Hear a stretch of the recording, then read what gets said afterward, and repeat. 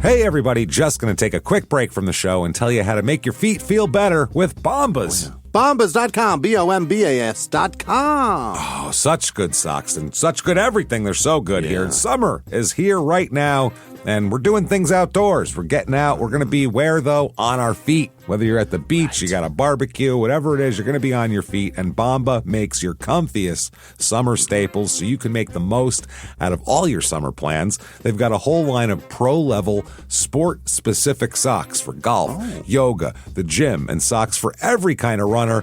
I'm telling you, I was skateboarding in them, and I heard it's rough on your feet, skateboarding. It really is. And these socks are so soft, they're cushioned where you want them to be, and they're airy, they're sweat wicking. Your feet are going to feel amazing. I feel like I felt better after skateboarding as before skateboarding, which is impossible, but I think Bombas did it for me. They also make the best soft and supportive compression socks, perfect for all your summer travel. Normally, compression socks are a little hospital-y, you know what I mean? They got that little... Can you walk vibe to them? But what I love about Bombas is not only do they keep your legs feeling fresh after a long flight, whether you're going on a podcast tour or maybe to see some relatives, it doesn't matter. They also look amazing and come in some really cool and vibrant summer colors. And by the way, you know EVA? What does that stand for, Jimmy? Exactly. It's my answer exactly. I don't know either. We just know that Bombas makes their sandals and slides from the super lightweight, cushy, waterproof EVA foam. It's like walking on marshmallows, and really, that's all you need to know. Bombas also makes the cushiest sandals and slides that can handle whatever you're doing. You can be walking long walks, day at the pool, whatever it is here. And there's the base layers that they have. They're the best ones you're ever going to own here. Bombas underwear and t-shirts, breathable, flexible, really soft, a full-on upgrade from your usual basics. And for every item you purchase, an essential clothing item is donated to someone facing housing insecurity. One purchased equals one donated, with over 200 million donations and counting. Wow. Let's go, everybody. Head over to bombas.com/smalltownmurder and use the code smalltownmurder for 20% off your first purchase. That's bombas.com/smalltownmurder, promo code smalltownmurder at checkout. Now back to the show. This episode is brought to you by Progressive Insurance.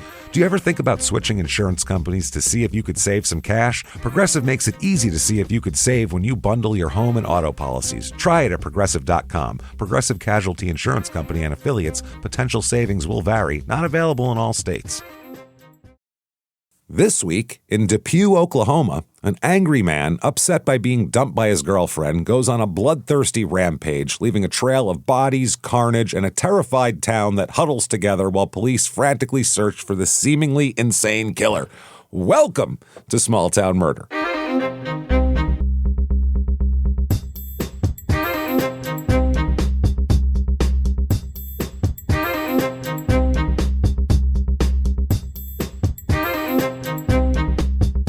Hello, everybody, and welcome back to Small Town Murder. Yay! Yay, indeed, Jimmy. Yay, indeed. My name is James Petrogallo. I'm here with my co-host. I'm Jimmy Wisman. Thank you, folks, so much for joining us today on another absolutely wild, crazy adventure known as Small Town Murder. We have as you could tell by the opening, an insane story today. It just, wow. Should be fun. It's a crazy story. There should have been 10 more people dead. It's insane. I don't even know how this happened. It's a wild story. We'll get to that. Before we do, head over to shutupandgivememurder.com. Now is the time to get those tickets for live shows for the rest of the year. Summer's almost over, and we're about heading back out on the road. Milwaukee, September 18th. I think there's a few individual tickets left for that one. I think that's about sold out. Yeah. State Theater, Minneapolis, September 19th. Get your tickets right now. Those are available. Dallas, Texas, October 3rd. Tickets, get them now. October 16th and 17th. San Jose and Sacramento, California. Get your tickets right now. And, of course, Terrytown in Boston on November 13th and 14th. And Terrytown is almost sold out. So if you want tickets, you better get them right now because they're about gone. So do that. That's shutupandgivememurder.com is where you get all of that and more, all the merchandise, everything from coffee cups to skateboards. So have that. And then when you're done with that, definitely listen to our other shows, Crime and Sports, which we have a wild murderous tale we're telling right now. There's really fantastic. nothing to do with sports, so check that out. And then Life's lived. It's great stuff. And then your stupid opinions. You don't want to hear opinions on how a Hardee's in Arkansas sucks? Come on, you want to hear it. We're going to talk all about it. So check that out. Get yourself Patreon as well. Patreon.com/CrimeInSports. There you go. Everybody there. All you need is $5 a month. $5 a month or above gets you anything we put out and everything we put out, including as soon as you subscribe, you get almost 400 back bonus episodes you've never heard before. Binge on those and then wait, because every 2 weeks, 2 more come out every other week. So one crime and sports, one small town murder, and you get them all. This week for crime and sports, we're going to do what we like to call in other news, which is crazy old-timey articles that are around other stuff we've looked at. So that's so much fun. Then for small town murder, Love After Lockup, season 7. Will Moo Moo get his thruple, everybody? Let's find out. My God, Willie. Come on, if Moo Moo can't pull it off, who can, is my question. Who amongst us? What hope does the rest of us have if Moo Moo can't find happiness? So do that and hang out with us. That is patreon.com/CrimeInSports. And you get all the shows we put out. Crime and Sports, Your Stupid Opinion, Small Town Murder, both episodes, all ad-free as well. Wow. Ad-free. And you get a shout-out at the end of the show where Jimmy will mispronounce your name. Deal. Well, really trying his best to concentrate on it. So that said, disclaimer time. It is a comedy show, everybody. We're comedians. It's a comedy show, but it's also a murder show. Based on the name, you probably figured that out when you tuned in. So people are going to die, and also jokes are going to happen. So you go, well, how the hell does that work? Works really easily, actually. There's plenty to make fun of. And make fun of a small town. Yeah. Why not? We're all from somewhere that deserves to be made fun of. Let's have a sense of humor about ourselves. Yeah. We make fun of a police force that lets a murderer go free and kill more people. We make fun of murderers because... fuck them. What else do we? We don't have any other recourse against them. But what we never do is we never make fun of the victims or the victims' families. Why, James? Because we're assholes. But we're not scumbags. See how that works? It's pretty simple there. So if you think that simple logic works for you, you are going to hear a wild story and have a good time. If you think true crime and comedy should never, ever go together, I don't know why you tuned in to begin with, but check it out. You might not be disappointed because I think we do the best storytelling of a true crime podcast out there. So check that out. And if you hate the jokes, I don't know, tough shit. Listen to the murder stuff. There you go. That's it. I think it's time, everybody, to sit back, clear the lungs. Here we go. Arms to the sky, and let's all shout. Shut up and give me murder. Let's do this, everybody. I missed Give because you went ahead of me. I was like, oh man, I got to catch up. I was doing weird stuff today. I was in an attic. I was breathing in dust. I don't know what weighs up anymore. Yeah, that's what happens. Yeah, you've had that. I have dog seizures. It's a real fucking... It's been a real banner week here. Real life shit happening. It's been a lot of shit going on for us. So let's go on a trip, shall we? Let's put it all behind us and find people who've had worse weeks because nowhere near as bad as this week that we're going to talk about in this show here. Let's go to Depew, Oklahoma. Depew. Depew. The Stinky, Yeah, that's it. Eastern Oklahoma. It's about 45 minutes to Tulsa if you want to go someplace terrifying based on those fucking first 48 episodes. Those are a scary place. About an hour 10 to Oklahoma City and about 2.5 hours to Velma, Oklahoma, our last Oklahoma episode 682, The Perverted Pest Killer. I remember that. He was a weirdo. This is in Creek County. Area code 519 and 918. I'm sorry, 539 and 918. Can't hold these people with one area code. Sure. Absolutely. A little bit of history here. The area around Depew was originally within the Creek Nation, which is an Indian territory. Yeah. However, in 1896, the Indians were, quote, assigned land allotments. They were forced off their land to go to reservations so that homesteaders could settle the region. Yeah. If you've seen, They'll do a better job with it. Yeah. The land, which would become Depew, was first allotted to a Creek Indian woman named Lydia Barnett. I'm sorry. Lydia Barnett, who held the title to 115 acres. And then there was less than 6 acres of that reserved for the St. Louis and San Francisco Railroad. and then the railroad came through, and a small settlement happens around that. Okay. They called that Hall. That was the original name of this place. So in 1901, a guy named Walter F. Malley, he gave them the current name of Depew, and opened a post office and did all of that kind of thing. He was advertising you should come live here because it's got good wildlife and timber. So trees come make pews and shit. Do that. So this guy had visited the site and then returned the next day and bought the property for $10 an acre. Wow. Pretty good deal. Not a bad deal. The Depew came from New York Senator Chauncey Depew. Oh. That's where it came from, that they named Big it fan. after him. Yeah. Depew Investment Company plotted the town, and basically he was the richest guy they knew. So the town gets was named Depew after. like a state senator or a? He was a New York senator, I think, actual, New York. Okay, United One of the States two. senator from New York, I believe. The town still has the original 1920s Route 66 concrete running through the center of town. Who gives a shit? Route 66. Oh, they care a lot about Route 66 I around know. here. Wow. Flagstaff still embraces that shit. And nobody I know. cares. No one cares. Yeah, kids are like, Williams. what does that mean? Yeah. No one born after 1971 has any connection to Route 66. That includes us. It was Yeah. like, I mean, I heard that song, but other than that, I have doesn't mean anything I to me. drove it, James. Yeah. My parents, and I hated every fucking mile of it. It's like we can go on the I-40, which is, faster. Why don't we just do that? I-40, where the speed limit's fucking 75. Yeah, exactly. Why are we doing 45 through this Williams, Arizona bullshit? What are we doing? Reviews of this town. There's only one that I could find. It's pretty small. Here is 4 stars. Great place to live. There are a lot of great people who love to interact with the school and make the town a great place for families to come. Oh. We have had no troubles in this town. It's a everyone knows everyone kind of town. It's mainly centered around the school because there are no big things in the town of Depew. And we'll find out in this story, which has nothing to do with high school football, has a big, giant, crazy thing that happens at a high school football game. So it's absolutely true. That's what they care about here. People in this town has basically been going down in population since the Depression, since the 1930s. It was at its most populated in 1930, and it's almost every decade gets less and less. Today, there are 400 people here.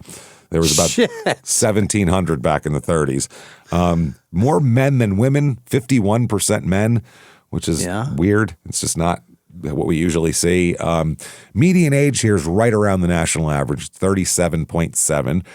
Family here, 40% married, 18% are single with children, so that's a little above the national average, but no crazy stats really jumping out. Race in this town, 70.3% white, 3.4% black, 0.0% Asian, 19.6% Native American, which it's normally 0.7 in the whole country. So Oklahoma and New Mexico, it's heavy. Yeah. That's where everybody went. And then 3.9% Hispanic. Religion here, 49% religious. It's 50-50 in the rest of the country. And no shock here, the number one by a long shot is Baptist. Everything else is like 4%. Baptist is 27%.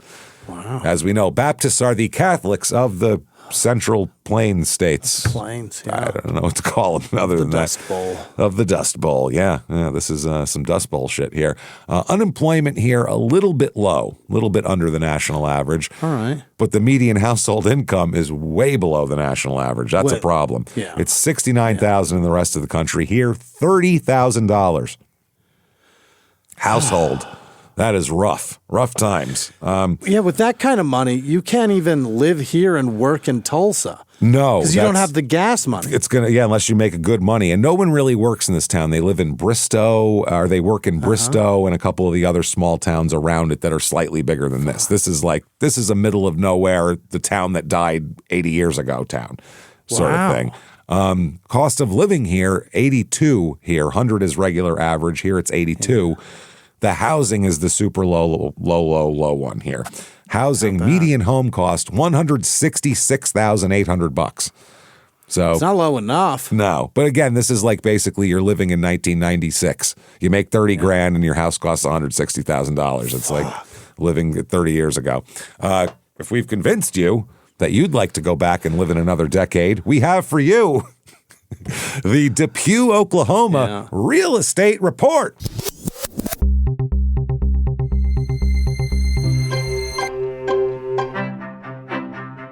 Okay, here we go. Your average 2-bedroom rental goes for $840 a month, which is well below, about a third low. It's about $1,250 in the rest of the country. Here are the houses, and there's not a lot of them, and they're not great. Here's a 4-bedroom, 2-bath, 1,792 square foot dilapidated trailer. It literally. Oh, it's a trailer. It looks like it's going to fall down. I think it's a trailer. It's manufactured. The front porch looks like if you stepped on it, it would be the bridge from Funny Farm. It would shake back and forth 3 times and then crumble into a pile, just a dust cloud. It's scary. Nice. $113,000 for that, but it's also on 3.35 acres. Okay. So you get a little land. Yeah. Here is a 3-bedroom, 2-bath actual house here. I don't know, it's manufactured though, but it's not a trailer. But it was delivered. Somebody brought it in pieces on trucks, definitely.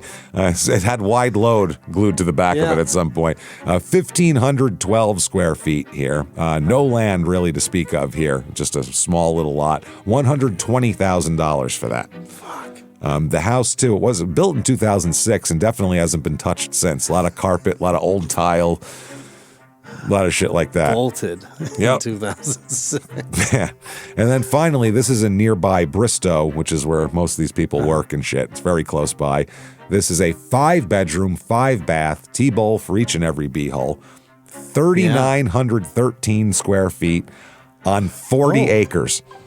Fucking A. Huge. It's a nice house. It's got like brick on the outside. It's a sweet looking house too. It doesn't look like some long raised ranch or something. It looks really nice. $849,900 for that. And that's with a $25,000 price cut as well. So, I mean, it's a big place. Good. But you got to live in the middle of nowhere in Oklahoma. It's got like a pond, a fishing pond on it. It's a nice property if you want to live there, but it seems rough. But it's hot as shit here, too. Yeah, that's the other problem. Things to do here. Not much, I'm going to be honest with you guys. Not a whole lot. I did find the Depew Route 66 Festival and Car Show, though. Okay, yeah. They're obsessed with Route 66, Jimmy, obsessed. Get ready for a day packed with excitement at the Depew Fall Festival this October. Hosted on original Route 66 concrete. That's their claim to fame. This festival's a great place to make memories on the Mother Road. Jesus, the Mother Road. On the what? The Mother Road. And that's all. That's capitalized, too, at capital M, Mother Road. Is that what it's called? I've never heard it called that before, but in this place, that's all they got. Maybe. I don't know. The Car and Bike Show will feature a fleet of muscle cars, bikes, and trucks. You can also enjoy live music, food trucks, craft vendors, bounce houses, or try out the firefighter obstacle course. Have a couple of blown out ACLs on that bad boy. That'll be fun. Yeah. Bring the whole family to Main Street to join the fun this fall. Keep the kids entertained all day. It's proudly presented to the support the Depew Ladies Auxiliary. That's what the money goes to.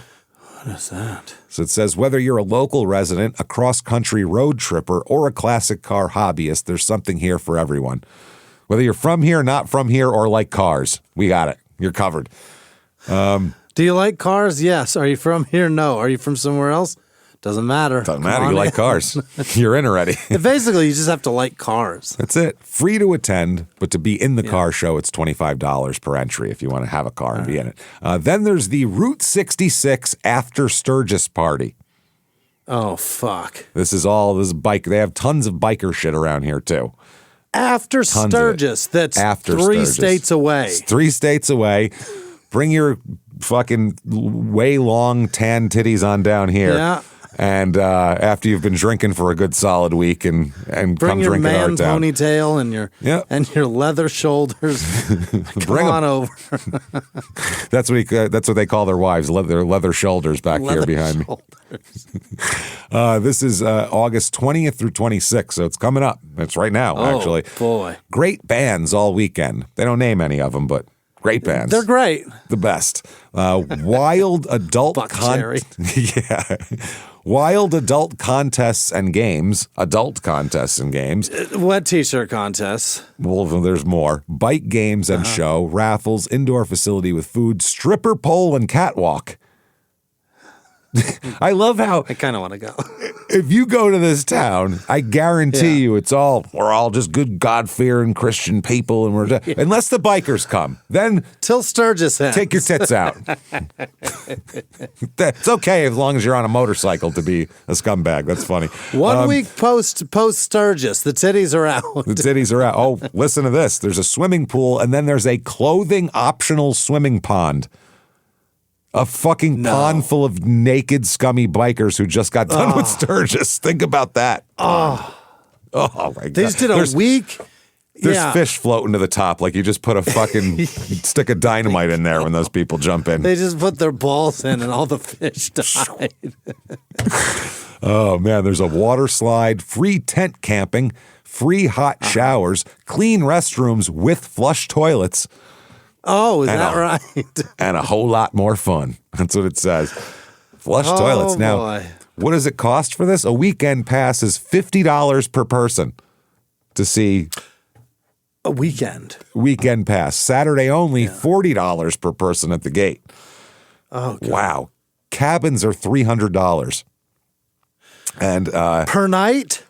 I think just for the weekend. There are rules to this thing. Got to have some rules so everybody can have fun, it says on their site. No one under 21 admitted, so there's no kids. Okay. This is why that's why the titties are out. No weapons, no glass containers, no bad attitudes, no illegal drugs, pets okay on a leash, no roping off compounds, and wear your armbands at all times. I think there's a lot of people here who'll have the armbands ahead of time. Don't worry about that.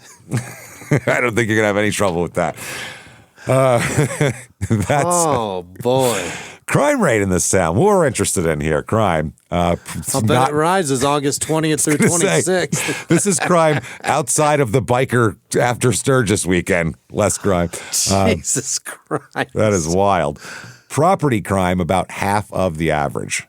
So pretty damn safe there. And then violent crime, murder, rape, robbery, and of course assault. The Mount Rushmore of crime is about 1/4 beneath the national average as well. So not bad. Pretty safe little place. There's only 400 people here, and they're pretty spread out. So what are you doing? Why would you? Can't be too mad. Yeah, why would you have a lot of violence? I can't understand it. So that said, let's talk about a murder that happened here. Let's get one in Multiple murders and a whole lot of shit. Yeah. All right. Here we go. Late September 2002 is where we're going to start. We don't know an exact date, just late September 2002. So, summer's ending, fall's beginning. Very nice. Wrapping it up. This is amazing. A man rides into town on a bike, okay? Yeah, bicycle. A bicycle, not a bike. Not a vroom vroom, pedal. Yep, a wicked witch. As the court document put it, and this is what sold me on the case, was the first line of the court document. Quote, rode into Depew, Oklahoma, period, literally, period, riding a bicycle, period. That's, even the person writing the court doc was like, this is asinine. Dude rode into town on a bicycle. What the fuck are you doing? Literally. That's awesome. With all of his worldly possessions on a bicycle. What can you carry on a bicycle? Not a lot. So this guy who rolls in is Scott James Eisenberg, Eizember,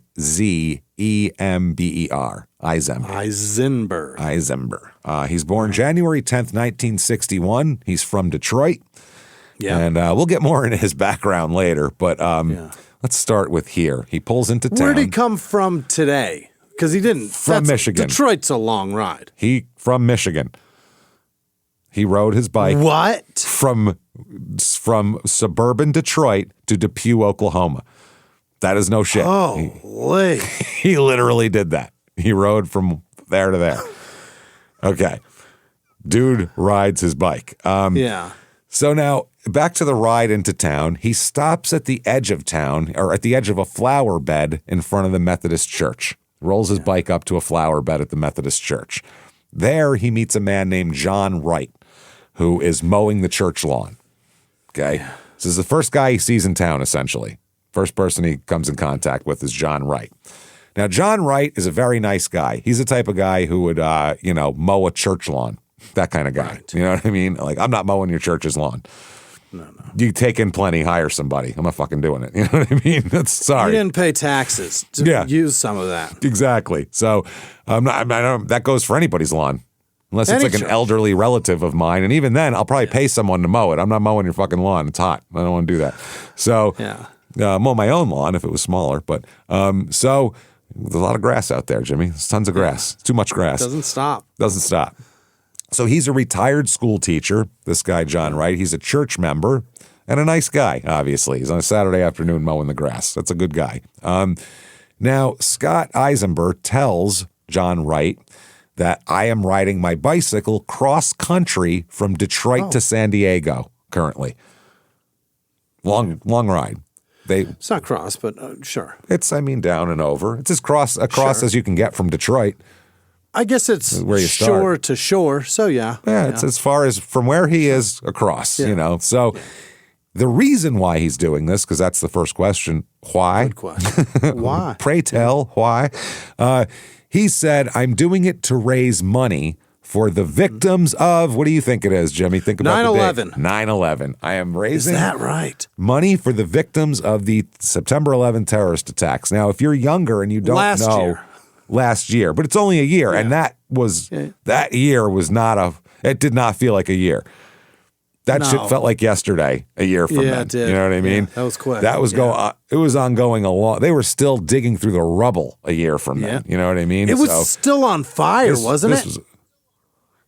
I don't know if it was, maybe. I can't remember that, but I know they were still digging through shit, trying to find people and corpses and shit a year later. So it's a big deal. So that's the thing. If you're too young to remember, though, September 11th, you could be doing anything and say, "Oh, I'm raising money for the victims of September 11th," and people would just give you money back then.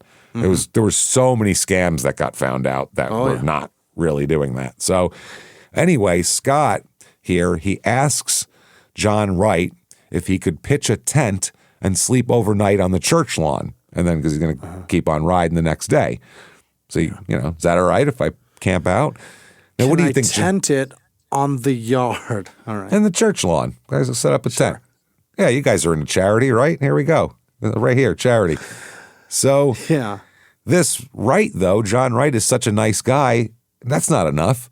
I can't make this poor man sleep outside. He's riding across the country to help September 11th victims. He said, no. Come on in.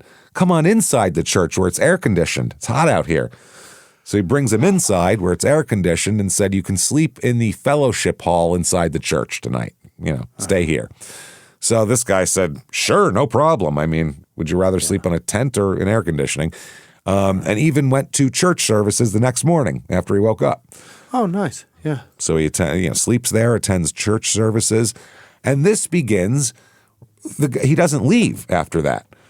He's supposed to be on his way to San Diego, but he ends up hanging out here and becoming friends with this John Wright. They hit it off together. They're having a, talk back and forth. And basically, John Wright just like adopts this guy, essentially. What? He says, well, if you're going to stay here for a while, let's get you all introduced to everybody in town. And let me introduce you to all the church members and all my neighbors and my family. And even, he's just welcoming him right into the flock, like without any, he knows nothing about his background, doesn't know this man whatsoever.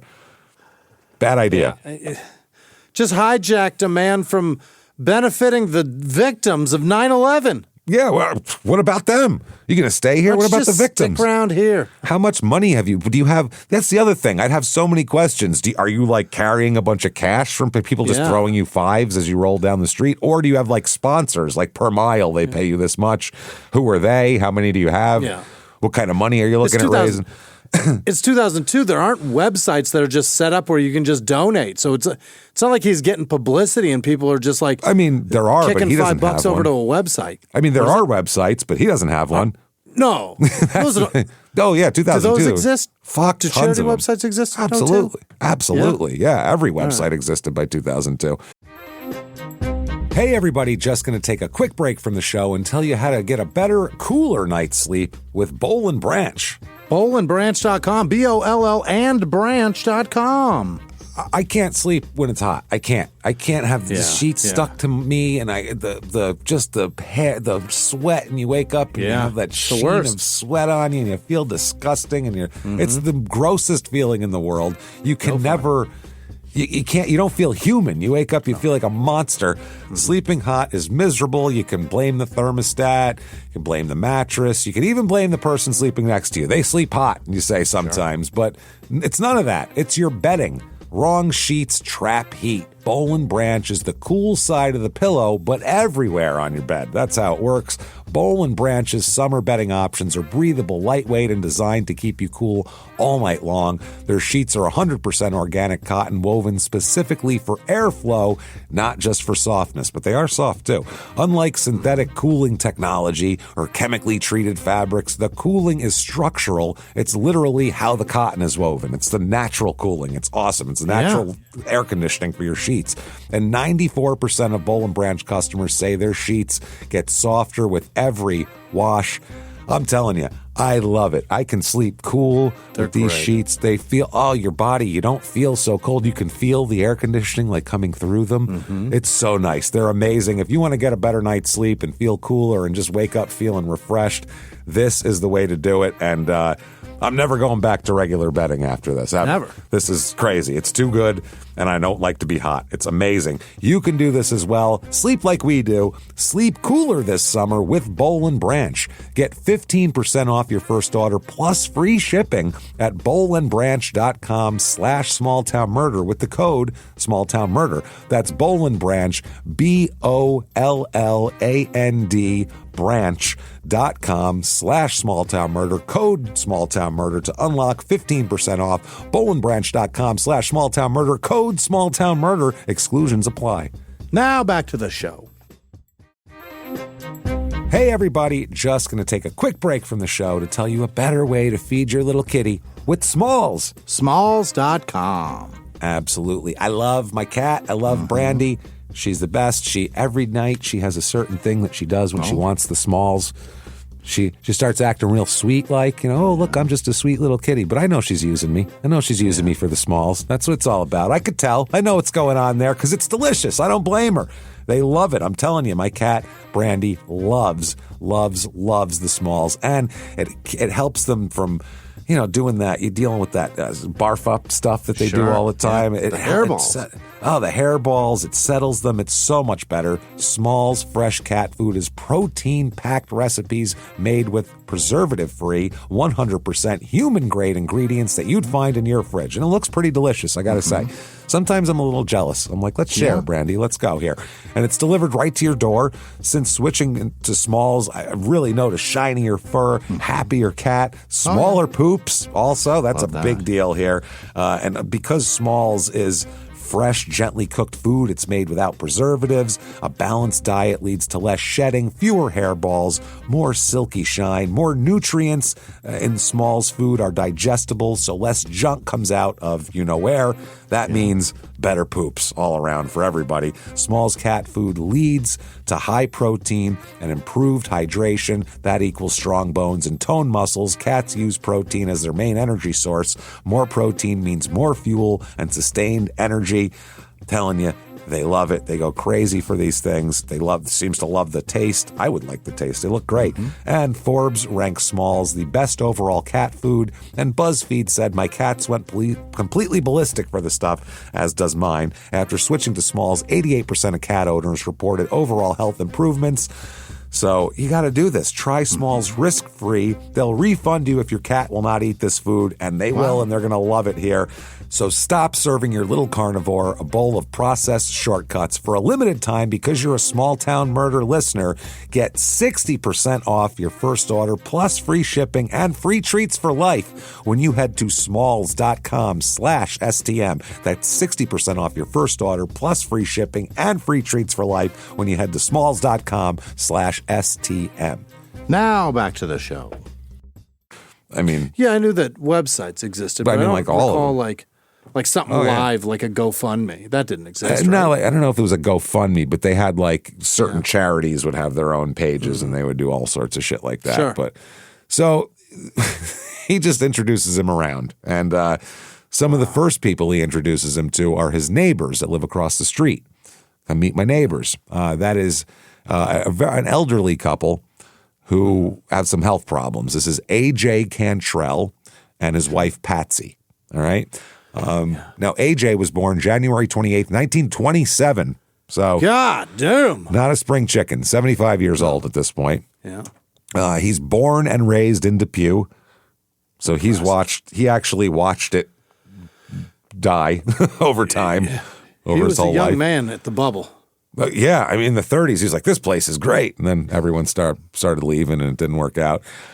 His parents are James Henry Cantrell and Nora Cantrell. He has 4 brothers and 2 sisters that I could find information on. So 7 kids. That's some Depression Dust Bowl shit. He gets married in the early 50s to Patsy. At this point, they've been married over 50 years. Patsy Incredible. and AJ, and when the story's taking place. Now, Patsy is Patsy May Melton originally. She became Patsy Cantrell. She's born March 10th, 1933, so a few years younger, 6 years younger. She's, about 70 at this point. She's also born and raised in Depew. They probably knew each other from the time they were 5 years old. Oh, yeah. And got married. Her parents are Leslie, and her mom's name is Ora, O-R-A. Never heard that as a first name of you, Ora. She has an older brother and a twin sister named Peggy Faye. Peggy Faye got Peggy Faye and she got Aura? No, Ora's the mom. Oh, She's okay, Patsy May and her sister's Peggy Faye. got it. Her parents named them Patsy May and Peggy Faye. Boy. Which is Patsy wild. And Peggy. Yep. And May and Faye. Fucking May and Faye. Now, AJ and Patsy have 3 daughters together. They have Deborah, Marcia, and their youngest, Linda, together. AJ, for years and years, was a sign painter. And from what I understand, an excellent sign painter. Really? He painted gym floors. If the high school needed their logo on it, he'd paint that. He did on the sides of oil tankers, he did logos. Oh, and that kind of sign. Yeah, so he does big giant signs and big things that he paints and he's the guy in town that does that and he's the best at it. Wow. He's also a musician just for fun. He plays the guitar and plays the fiddle, and he taught himself how to do that over the years. And I was hoping we were about to get the inventor of the stop sign. No, but he could paint one up like nobody's business. Or the railroad crossing or some shit. You give him a piece of metal, he'll paint it. Don't you worry about that. Yeah. So the problem is AJ is not doing well health-wise by 2000. Oh, no. Late 2002, early 2003. He suffered from what his doctor called end-stage chronic CPOD or COPD. COPD. Yeah. Chronic obstructive pulmonary disorder. That's what he's got. He's got emphysema so advanced that his physician said he could not walk across a room without going into real distress. Wow. He has to take a break going from the living room to the kitchen. He's not doing well. Fuck. He's doing bad. Is that what emphysema does? If it's that bad, you can't breathe. It's you're drowning essentially. Boy. There's fluid in your lungs. So, Shit. more of that. You can't breathe. You can't get any oxygen. You're tired and you can't move. Stuff. He also has diabetes. Oh, my. And a really bad rotator cuff injury as well. So he can't lift his arm up or out. He basically has it's just dangling. And he's too old and sick to get surgery on it. So, oh my God. I mean, Patsy's been a homemaker most of her life. She was a part-time substitute teacher after the kids got a little older, worked for Bell Telephone for a little bit. She collects antiques and goes to church. That's what she does. She's a sweet little old church lady. Yeah. That's all it is. Sweet little lady. She's a diabetic. She also has heart disease and she's going blind as well. These two God damn. Are like if Mr. Magoo had a wife and they went out together bumping into walls and shit. Like this is rough on these two. It's tough. Giving each other insulin shots. If they could see. Hold on. Was that you? What is that? All right. I think you just gave my insulin to the cat. Yeah, I think, well, not to the cat, to their chihuahua, which they have. I was just going to mention. Look, hopefully they don't fuck up and give it to the chihuahua because that'll kill it, I think. They're very small.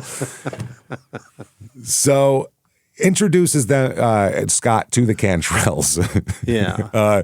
Also introduces him to his own family, John Wright's family.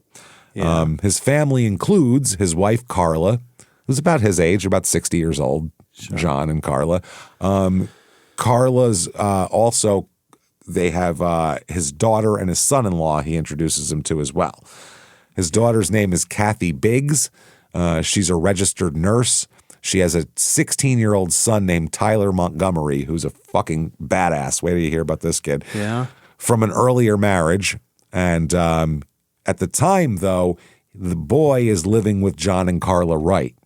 Well, Kathy and her new husband live on the same street, essentially. This is one of those where they all live on the same street. The Cantrells live on one side of the street. On the other side of the street is the Wright family, and then the Biggs, Kathy and Mark. Now, Mark Biggs is the son-in-law, John Wright's son-in-law.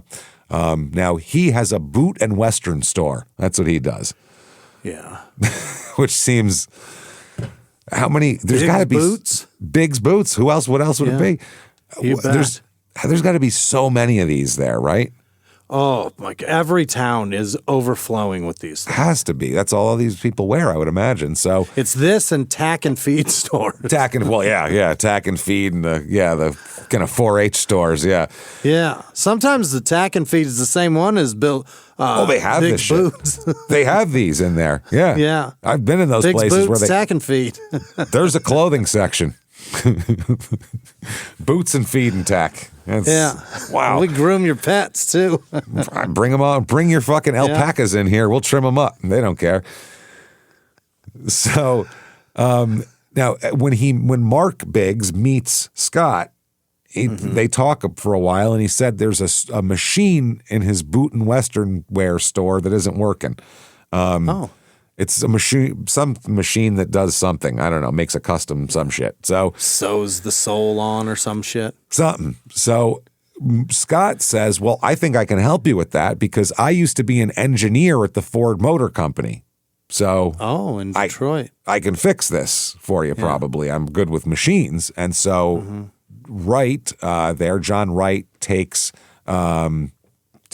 Scott to the home, to Mark's home, and he works on the machine, apparently fixes it. Oh. So there you go. He's good with machines. That night, Scott stays the night at the home of Kathy and Mark Biggs. So he fixed the machine. That earns him a night in the spare bedroom, essentially. You can come on over. Where the boy should be sleeping, the 16-year-old, but he's not for some reason. So a couple days later... here, out of nowhere, Scott tells the Wrights and the Biggs here, Mark and Kathy and John and Carla, that he needs to go to Edmond, Oklahoma. I have to go to Edmond. They said it's not really safe to ride your bicycle on the highway out there, and it's going to be dark by the time you get there. So we'll just give you a ride. How's that? All right. And he said, well, yeah, great. Sounds good. Sure. Okay. They don't hear from him again. That was September 2002. They don't hear from him again until the week of Thanksgiving. So Scott. They drop Scott off in Edmond, Oklahoma, and then that's pretty much all they hear from him. So they figure that's it for Scott. He moved on, He lives in Edmond now. That's it. Or in San Diego or Detroit or fucking, Coeur d'Alene. Who knows? It could be anywhere. Wherever there's money to be made for 9/11 victims, that's where he'll be there. Yeah. Wherever money can be collected for the victims of a terrorist attack, that's where I'm going to be. That's right. Because I'm Scott. And I care. Find me there. You'll find me there. So they don't hear from him. Then they learn that he was arriving. He tells them he's going to be at the Tulsa bus station, taking a ride from the bus into Tulsa. So Okay. John Wright's wife, Carla, asks Mark Biggs, her son-in-law, will you pick Scott up at the bus station, drive him back to Depew?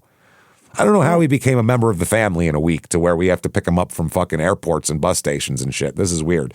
But he's the only guy that could fix that machine. I don't know how he did it. We have to keep him alive. Apparently he's our responsibility now. That's it. We have to help him with everything he needs. We need to help this man. So Scott tells Mark Biggs and Kathy, or just tells Mark Biggs on the ride that, I'm just trying to, trying to get myself together because my wife and 2 young children died in a car crash. Oh, no. He said, and I don't have any place to live, and I don't need to be back in Detroit anytime soon because my family's dead. So I got nothing to live for. That's why I got on this bicycle and try to make something in my life and help others maybe. I don't know. I'm that. Me and my mongoose. Yeah. That's right. So they said, well, you just stay for Thanksgiving dinner, mister. You sit yourself right down. You don't have a family. Extra trimmings for you, sir. Boy, do I have a gravy boat with your name on it. Oh, boy, you don't even know. We got cranberries, but we do them both ways. We got the can. We got the can that you can see the can outline in it, and you just slice them up. Which I don't mind the can out. I don't mind those because those are good cut lines. Those can marks. Those are good. And then we made fresh too. We got everything here you can imagine for Thanksgiving. We're calling the gravy boat the SS Scott this year. SS Scott's our guy. That's it. So he stays at the Biggs home and eats Thanksgiving dinner with him. And they decide basically you can stay here for a little while if you want with Mark and Kathy. Mm-hmm. So he says, sure, I'll stay with them. No problem. Take it. Sets up the spare bedroom. Within 2 weeks, he's banging Kathy Biggs.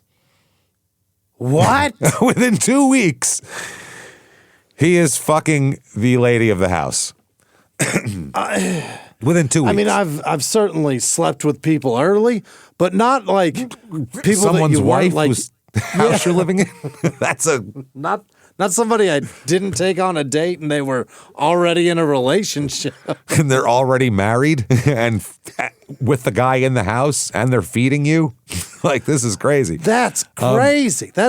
Why would he do that? I mean, he's a bounder. That's what he does. Yeah. Good. I mean, Kathy, he's so what's sad. your deal? He's so sad from his wife and kids dying. He's got nothing, he needs some, and that's Sometimes the story. you just gotta fuck that guy. Yeah, he's like, he sat there and I'm just lonely, I'm lonely. My wife and she's dead and I've been so sad and all that. And next thing you know, one thing leads to another. She feels bad and it's time. So, pity pussy is underrated. No, it is. It's no difference to us. Your reasoning for letting us indulge is meaningless to us. We don't care if it's for sympathy. We don't care if it's pity. Consenting we don't to care indulgence. If you're super into it. Like, either way, it's like it's the same experience for us, pretty much. That's the thing. As a man, however it is begotten, that's just biological. It's not our brain. There's no. It's the way it works. Consent is never ill-gotten. No. That's why a guy can go get a blowjob for $20 standing up in an alley and come. Imagine if a woman paid a man $20 to go down on her in an alley. She couldn't come for 6 months trying that. You know what I mean? A guy can get it off in 5 minutes. That's disturbing. Well, he's on the lookout for cops. Yeah, exactly. While he's scrolling, looking back and scanning the street and shit. Looking for pimps and cops. Someone who's going to roll him while his dick's out next to a dumpster. Well, he's in the most vulnerable position apart from shitting. I was going to say, she's in the most vulnerable position, I would say, probably. Whoever's got a dick in their mouth is the most vulnerable, I believe. He'll still come. Where a woman would... That would never happen. Not in a million years. In a million fucking years. So that's why we're different. He keeps missing the clit, and she's looking for the cops. She's like, it's fine. Get a rhythm. Goddamn. Nope. So December. This is crazy. This story somehow gets crazier. December 13th, 2002. Okay. Wow. Scott goes up to Mark and says, look, Mark, I know you've taken me in for the last couple of weeks and let me stay at your house and, let me live here and fed me, but me and Kathy are in love.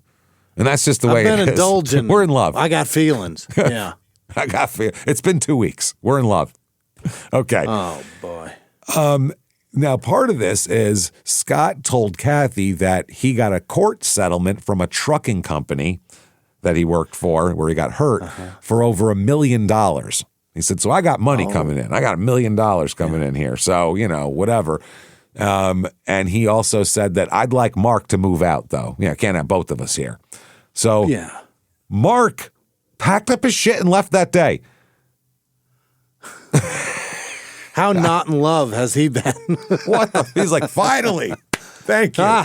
Peace, bitches. Yeah. It has to be, because if you were, wouldn't you murder him and put his corpse on his bicycle and shove him down the road? There you go, asshole. Bye. Go bring him back to the church lawn. Like, we gave you a ride down the road and didn't hear from you for 2 weeks. I think I could murder you and nobody will ever know. No one will ever know. Nobody. That's what I mean. Yeah. And this is crazy. Like, you're going to move into my house and do this, and you're okay. I'll just leave. Take over my house. Yeah. And by the way, the murderers in this story, murder is not Mark killing Scott. You'd imagine that's what's forthcoming now. Now Mark's going to murder Scott. No, he's not. So he moves out. What's up with December. Kathy? A lot of stuff's up with Kathy. Yeah. December 21st, 2002, 8 days later, Mark files for divorce. So that sounds like he was done. And this was the final push. I mean, if you sleep with somebody else, there is no talking about this. That's how he feels. That's it. So the next few months of this relationship here, we'll talk about. Mark and Kathy divorce pretty quickly. They have no kids, so it's an easier divorce. Well, they had Tyler, right? Oh, well, no, Tyler's Tyler's Kathy's, not his. Oh, okay. Tyler's a Montgomery, not a Biggs. Okay. Got it. So, damn Montgomerys, that just reminded me of Righteous Gemstones there. So, anyway, they get divorced. Scott and Kathy live together for a few months, okay? Yeah. They shared an apartment in Tulsa. Hey, big shocker, that $1 million never materialized. It's not real? Not really. Stop it. You'd think he'd just give it all to the families of 9/11. He's so concerned, but maybe surprised. It's surprised. Yeah, that's what he should have said. I gave it all to the families of 9/11. I'm sorry. I had to. It ate at my soul, Kathy. It ate at my soul. I had to. You divide $1 million by 30 or 3,000. It's not much. It ain't much. Yeah. That's the thing. And maybe it could just be one day of happiness for that one of them families. That's all I'm saying. Maybe a day in Disneyland for the kids. Something, It's probably $3,000 a person, isn't it? Something, Family? I guess, yeah. So in July, Kathy's working as a registered nurse in Lawton, Oklahoma, working 6 days on and 6 days off. That's a pretty good life, right? It's not a terrible schedule. So she works in Lawton, and then when she's not working, she returns to the Tulsa apartment and stays with Scott here. He begins to basically, she's got a life. She's a registered nurse. She has a job, a good job. She's got a son that she keeps in contact with and does all this. It's not all revolving around Scott, and he's not real thrilled about that. It's very upsetting, yeah. He doesn't like that. He moved her off the street where her family lived, so maybe they could, he could control her and have control of her. So it's very weird. He told Kathy how she was allowed to dress. This is what you're allowed to wear. Like, he laid down the law. Yeah. It wasn't, individual. If I don't like that shirt, it was you're allowed to wear shit like this or like that, and that's it. Yeah. Which is weird. That's not how you live? I tell Sarah exactly what to wear, and then she kicks me in the balls and puts on what she wants. I'm not going to tell people what to fucking wear. You kidding me? You've met my mother. Imagine if someone told my mother what to wear. She'd stab them. Like, I've never thought that was an option to control a woman for one fucking second. She literally would. Yeah. I didn't know there was an option outside of, babe, that looks amazing. That's it. It's either that or... I'm not saying shit. What are the That's it. Those are your options. Yeah. One or the other. Yeah. So he told her that he would tell her how to wear her hair in ways that, the way other people put it, in ways that would be the least attractive to other men, which I don't know We don't care about hair. So I don't know if you have tits also, your hair could be on fire. You could have Medusa snakes coming out of your head. It'd be pretty hard to notice. So I'll sleep with a bald chick. I don't give a fuck. I don't care. No, I don't care. I've never once been like, that chick's hot. I wish she'd do something different with her hair, though. I've never heard another man say that. Yeah. Unless it's real short. Then they kind of go, I don't know, I don't really like that, but man, she's hot anyway. Like, I feel like it'd be probably better with very short cropped hair. You don't have to like hold a pony for a blowy or anything. You do nothing. Well, yeah, but you don't have to or you don't want to. You know what I mean? What are we talking about here? All right, we're getting into deep If you don't have any hair, I don't have to do anything. That's amazing. Oh, man. I don't have to help. Is my point. Yeah. What do you think? You're actually doing the lifting? I think you're just holding on. So you feel like you have some control over this. Just trying to keep it out of her mouth, the poor thing. So he would also accuse her over and over and over again of cheating on him. Over and over again, which is what these assholes do also. So it's kind of how he is. Now, the relationship in July starts to get worse because apparently he yelled at somebody in her family, and we can't exactly nail down who he yelled at, but he yelled at somebody. There's one newspaper article said he yelled at her daughter, but I didn't know she had a daughter. So if she has a daughter, I haven't heard about it, and I couldn't find it for the rest of the episode, so I'm not sure. One thing he does do to her, though, during this time period when she's trying to rebel and trying to get her own autonomy. He's beating her, right? He duct taped her mouth shut and held a steak knife to her and raped her. Oh, Jesus. Oh, yeah. Yeah. So she's not someone who's used to this, and people who aren't used to this don't take this shit, and she did not take this shit. She immediately told him to get the fuck out, said she was calling the cops, got a restraining order on him, kicked him out, had the utilities turned off, got a protective order, and moved back to her parents' house in Depew. Wow. I mean, one day it was over. So good for her. She basically had to flee that day. Now, who is Scott? Because we've talked about everyone else's background. Yeah. Scott's just a guy who literally rolled into town on a Schwinn. And he's like, hi, guys, like my Huffy? Let's, I'm going to bang your wife and live at the church and do all this shit. So he's sprockets and a bicycle seat. And he's... That's it. And he said, so far, he said he was an engineer at Ford. He said he worked for a trucking company and got injured and got $1 million. His wife and kids were dead. This is the story he's put out, and it's several different stories. Well, let's find out about his background. His biological mother, Devonia, killed herself when he was 9 months old. Oh, boy. Offed herself. So he has no memories of her, obviously. 9 months is too young for that. The man who raised him, his father, Stanley, who, by the way, he said later he didn't think was his real father. He thought it was his stepfather. He doesn't know, but he doesn't know. Okay. Yeah. This guy blamed Scott for the mother's suicide. Yeah. I mean, he blamed a baby. Yeah. Which it's one thing to go, that might have caused her postpartum and suicide, but you don't go, hey, baby, you little shithead. How dare you do that to your mother? It's not the baby's fault. At 9 months, you were whispering, do it. Do it. Come on.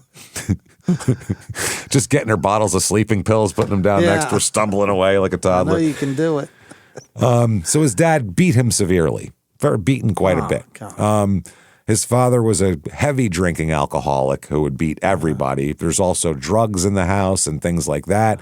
There's a lot of accounts that say his mother was really drug addicted while she was pregnant with him, which would also make sense more of the suicide. So, I mean, not good. She was doing drugs while she was pregnant with him. She kills herself. Dad's a drunk who beats the shit out of him all the time. Then at some point, his dad remarried a woman named Dorothy, who became like a savior to him. She was nice to him. Somehow, this poor Dorothy got roped into this shit.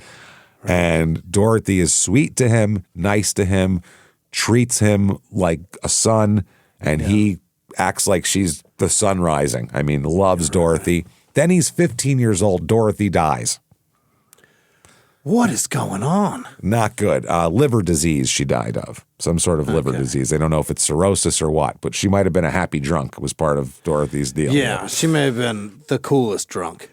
That's it, just a happy drunk. But she was the one who caused him to not get beat all the time. She was the one who took care of him, paid attention to him. Soon as she's gone, things get worse for Scott at home. It goes back to beatings, but now he's an adult, so they're bigger. They're bigger. Yeah, exactly. Yeah, you can punch a 15-year-old. You can't punch a baby. You know what I mean? You'll kill it. So tough. He, at 16, leaves the house, which most kids who leave and stay gone, it's because of abuse.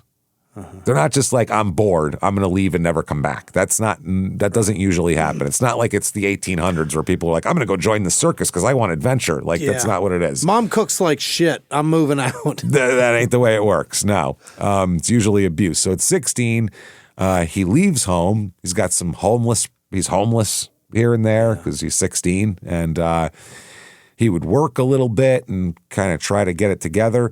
At 16 years old, he fathered a daughter with his girlfriend. And they get married and then divorced. So he's definitely got a daughter there. Then around 1992, he married a woman named Roberta. And they lived in the Detroit area and had 2 children. Okay? Shit. Now, Roberta described the marriage as thusly: he's an alcoholic who couldn't hold a job and accused her of constantly cheating and beat the shit out of her on a regular basis. So an abusive, controlling, lunatic asshole, he acts like with Roberta. Same way he acted with Kathy years later. Yeah. She said that he became increasingly withdrawn from the family in the spring of 2002. Just started acting really weird. If you remember, he rolled into town in September of 2002. He's with Roberta for over 10 years, huh? Over 10 years. 2 kids, stable. I mean, not stable. You heard what he was doing. But from the outside, a house with 2 cars in the driveway and, kids and all that shit. So Roberta described the moment she decided to leave. She told Scott that she was taking the 2 kids and going. He said, if you ever try to leave, I'll kill all 3 of you. 2 kids and you. Okay. Hey, everybody, just going to take a quick break from the show and tell you how to support your liver better with Dose. DoseDaily.co. Absolutely. Let's be honest. Let's be real here. Modern life is rough on our bodies. It's tough. Processed foods, stress, environmental elements, late nights, hard work. Your liver is working overtime to filter all that stuff out. That's your body's workhorse there. And if you've been feeling sluggish or just off, it might be your liver trying to tell you something. So listen. You should listen to your liver. I'll tell you that. Dose is what you need. Dose for your liver is a clinically backed liver health supplement. This isn't just another capsule or powder. Dose is a liquid supplement. It's taken in a daily 2-ounce shot, and it tastes like fresh squeezed orange juice. No reason to not do this. No reason. Dose cleanses the liver of unwanted stressors that's slowing your liver down. It promotes daily liver function so your liver can do its job. 0 sugar, 0 junk, 0 calories. It's your body's filter. What are you doing here? It processes everything you consume, and your liver performs 500 plus daily functions. Think energy production, digestion, fat metabolism, vitamin storage, important stuff. And the liver helps make these processes happen every day. And when it's overworked, you're going to feel it. You're going to get that every time. You're going to take daily, though. You take this Dose daily.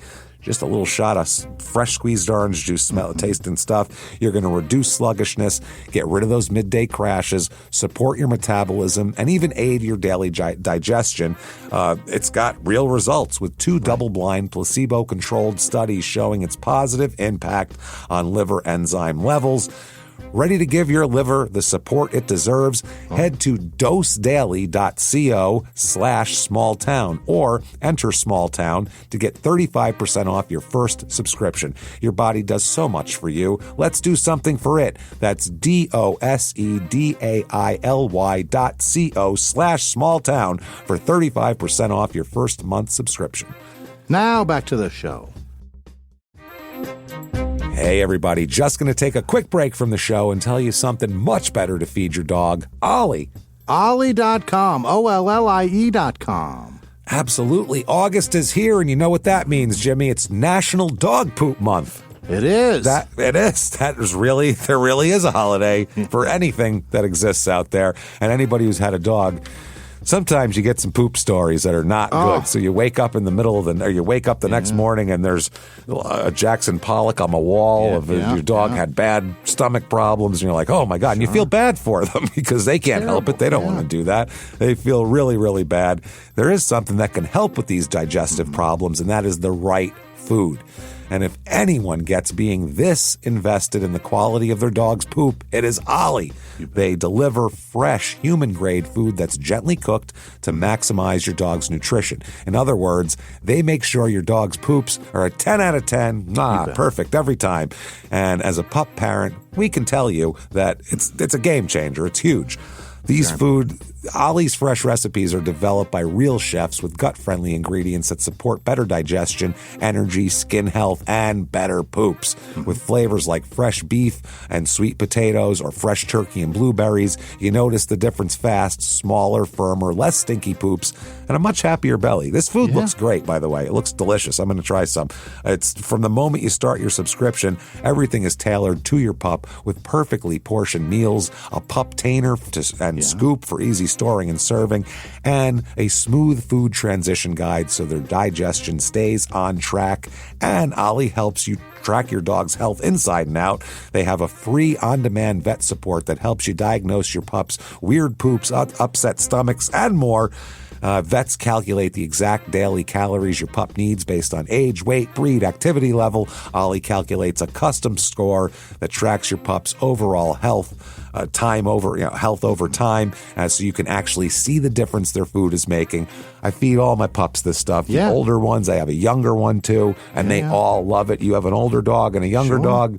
They eat it up together, and all of their poops are wonderful. So this summer, treat your pup to better food and perfect poops. Head to ollie.com/STM. Tell them about your dog and use the code STM to get 70% off your welcome kit when you subscribe today. It's super easy and risk-free with their obsession guarantee. That is OLLIE.com/STM. Enter code STM to get 70% off your first box. Ollie, feed the obsession. Now, back to the show. Hey, everybody, just going to take a quick break from the show to tell you how to make an easy appointment with your doctor with ZocDoc. ZocDoc.com. Absolutely. Nothing is easier to put off than a doctor's appointment.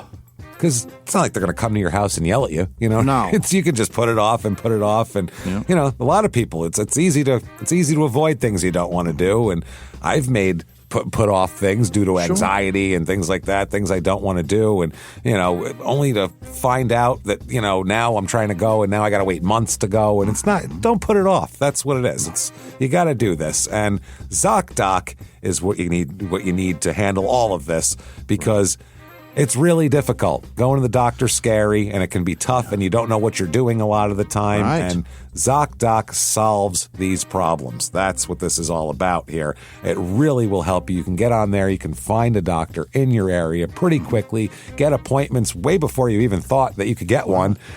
Find available people, and it just helps you, because when you're navigating a space that you don't know anything about and you don't know what to do, it's scary, and it's a lot of anxiety. So ZocDoc lets you search and compare local in-network doctors. They have more than 150,000 providers with 200-plus specialties across all 50 states. ZocDoc's website has tons of reviews from real patients and detailed doctor profiles to help you choose the right one. You can see actual appointment openings and click to instantly book a visit. It's nothing easier. It's amazing. Appointments happen fast, usually within 24 to 72 hours, sometimes even scoring same-day appointments. And ZocDoc, you go, how much is this? This must be insanely expensive. It's free. Free. Wow. Free to use, ZocDoc. Your health matters, and taking care of yourself shouldn't be complicated. Find and book the right doctor with ZocDoc. Head to ZocDoc.com/smalltownmurder to get started and check that appointment off your to-do list. That's ZocDoc.com/smalltownmurder. Now back to the show. So she left and filed for divorce and returned with a police escort to get her shit. Oh, smart, yeah. He's not good at picking victims. He's not good at it. He's very bad He at doesn't it. have that victim hunter prey thing. Doesn't he just have that. Picks That's sixth sense. who he wants to abuse. Yes, and they're not up for it. So I mean, They've all she got left. a line. That's what it is. Exactly, and They got a hard line in the sand that once it's beyond that, they're out. Yeah. He's just looking for a victim and hasn't found one here because none of these Right. women will deal with his shit. He apparently likes a certain woman and a woman with a certain. I don't know if he likes strong a woman. women. I don't know if he likes a woman with a certain amount of strength so he could try to break it. Is that his goal? Maybe that might be it. Yeah. Maybe I don't know. It's weird. So Yeah. Anyway, it might be something about Dorothy that he's trying to duplicate her somewhere, and Dorothy Maybe. was a good person with a constitution, just with a the drunk. liver kicked her ass. That's it. Yeah. Well, so that inside, basically, this is what she said too. When she goes back to get her shit, inside the house, she found rotting packages of ground beef and all sorts of gross shit. All sorts of weird, disgusting thing. He apparently then stalked and harassed Roberta. There's a rumor, and we don't know if this is true, that he molded some of these beef things into tiny, like, figures. Like Little Robertas? Little people, and let them rot, like of the family. Like her and like two smaller ones, like What kids. the fuck? Don't know what the deal Hamburger is. voodoo dolls or some shit? Some shit. It was rotting away. So My God. he then harassed her, stalked her. She got a restraining order. He violated it. He was arrested. He made bail. And then, while out on bail, is when he got on his bicycle and skipped town and showed up in Depew, Oklahoma. On bail. My God. From beating He's an the shit. absconder.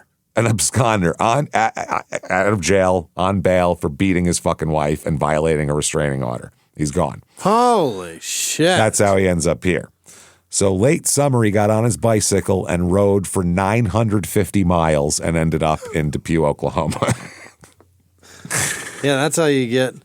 That's how most people. That's the propulsion that it requires. Is back there is cops. Back there is jail. Yeah. Route 66 is all open. I'm going to get some kicks. I'm gonna That's get all my I'm going to kicks, do. man. That's all I can do at this point. Let's see. Kicks or jail? Which one? Route 66 it is. Pedal, pedal. Man. So now back to the present timeline of not his thing. She gets, this is where he went after she kicked him out, apparently. Mm-hmm. Apparently she kicked him out. And he ended up, this is the fucking, we don't know when this is. I don't know if this is when she kicked him out or if this is where he went for the time he was gone from before Thanksgiving. Remember that long stretch? Oh, to Edmonton or Edmond. Yeah. Edmond, yeah. Either way, at some point, he ended up in New Mexico on his bicycle. And was telling people, he was in Tucumcari and was telling people that he was collecting money for 9/11 victims again. Yeah. And he was arrested there in connection with a stolen vehicle. And those late charges were later dropped. And then he was staying at a shelter. And then he kept going on, moving on from there. So September 2003, Kathy realizes that she had canceled all the utilities, canceled stuff, but she forgot to contact the cable company. She didn't contact the cable company. And when she finally did, she got they told her she had a huge bill. And she's like, what the fuck is this from? They said for the past 36 hours, somebody has been at that residence constantly renting adult movies. Constantly getting porn. Just 6-hour Spice Channel block 6 times, just over and over and over. 36 straight hours of porn. 36 hours. And I'll have another, please. And more. Imagine watching 36 hours of porn. I would just be like, oh, God, please make it stop after a while, wouldn't you? No more, please. It's the funniest prank of all time. It's fucking insane. So she heard that. And so she ends up sending the fucking cops over there. Yeah. And what they find is him sitting in the apartment like a dipshit. Mm-hmm. He's destroyed the entire place. He shredded up her clothes. He tore up all of her pictures, just destroyed everything that was hers in the house, and then obviously got 36 hours of porn. So he's arrested for burglarizing the apartment, and he's put in the county jail. Right. Can't do that, okay? So at the county jail, he's got a guy with him, a cellmate, not even really a cellmate. The guy's there for like 7 hours. Just a hold, yeah. He's a professional hairdresser who got a DUI at midnight. Oh, God. So they stick him in the cell with this fucking lunatic. Oh, boy. And by the way, this was his only arrest. This guy's not a criminal. His name's Joel Weinstock. He's just a guy who had one too many drinks. So they stick him in with Scott, and they start talking because, he's had a few drinks, so he's talking to him. And Scott tells this guy that my girlfriend is a pharmaceutical rep. Meanwhile, she's an RN, and she was dealing drugs as well, and that he was in the cell right now currently trying to figure out a way to, quote, get even with her. Oh. Gonna get even with her. Okay. So October 2003, he is released from custody. He makes bail somehow. All right. Shit. He makes bail, and obviously, I don't know if this guy's going to go do another court case or not, but he posts bail, and he'd been bailed on felony charges of second-degree burglary, violation of a protective order, and malicious injury to property. That's what he was being held on.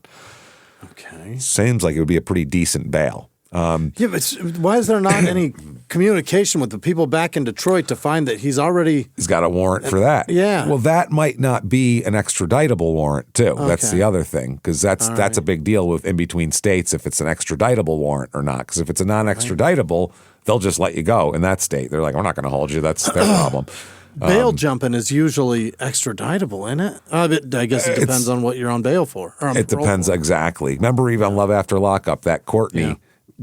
Had a bunch of warrants in Washington for things, and they were non-extraditable. Even that was grand theft auto, and so they basically told her, "Don't go to Washington if you don't want to get arrested, but otherwise they're not going to come get you."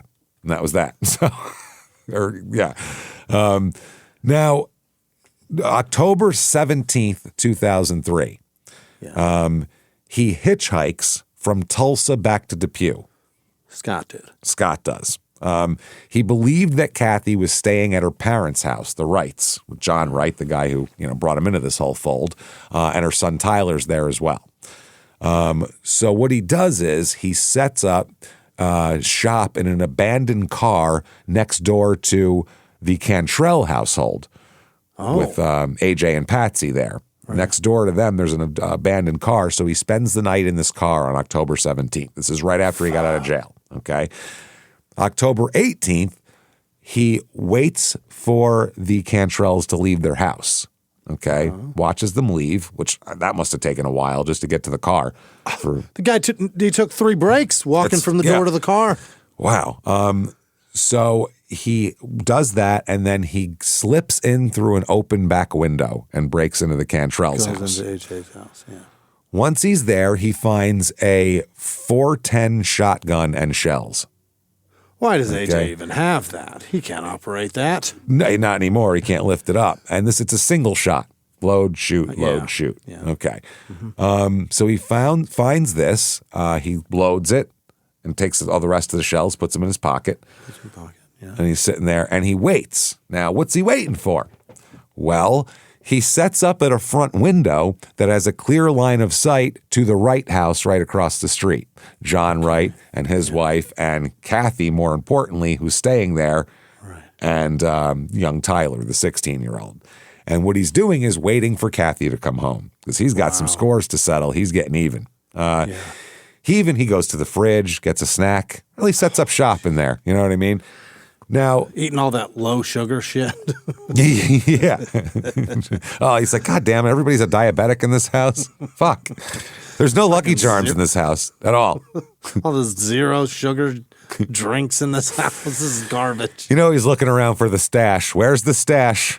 I know he's got something. Yeah, I know there's I know there's Kit Kats around here, so not everything's got stevia in it. No. There's a something. There's a payday in this motherfucker. If I have to kill to find it, I will. It's not all sugar-free dark chocolate in this piece of shit. No, not at all. We got something. So he ends up at some point in the evening here in the afternoon, and we'll talk about what happens there. He ends up leaving the Cantrell house and walking across the street to the Wright residence. Oh, boy. Okay. He saw people in the house. Now, he rips the front door open and immediately finds 16-year-old Tyler Montgomery, Kathy's son. He's in a recliner watching TV. Okay. Yeah. Now, Montgomery, the young Tyler here, sees Scott coming through the door carrying a shotgun and with a, quote, angry look on his face. Oh, boy. So Tyler knew that this guy's not welcome in the home, too. Yeah. So he goes, oh, shit. He jumps up and runs toward the kitchen where his grandmother, Carla, is in the kitchen. They're the only two home, Carla and Tyler. You know what Carla's doing? Baking cakes for her Sunday school class. You can't get more of an innocent cakes.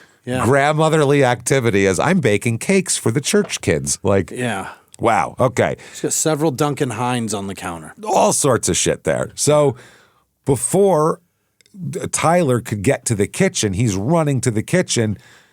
Scott opens fire on him. Oh, Jesus. Hits him in the lower back with a shotgun blast. Hits little Tyler? Hits 16-year-old Tyler with a shotgun blast. Tyler falls down. Mm-hmm. Okay. He then steps over Tyler's, at this point, prone body laying on the ground with a shotgun wound and enters the kitchen. He sees Carla Wright. Yeah.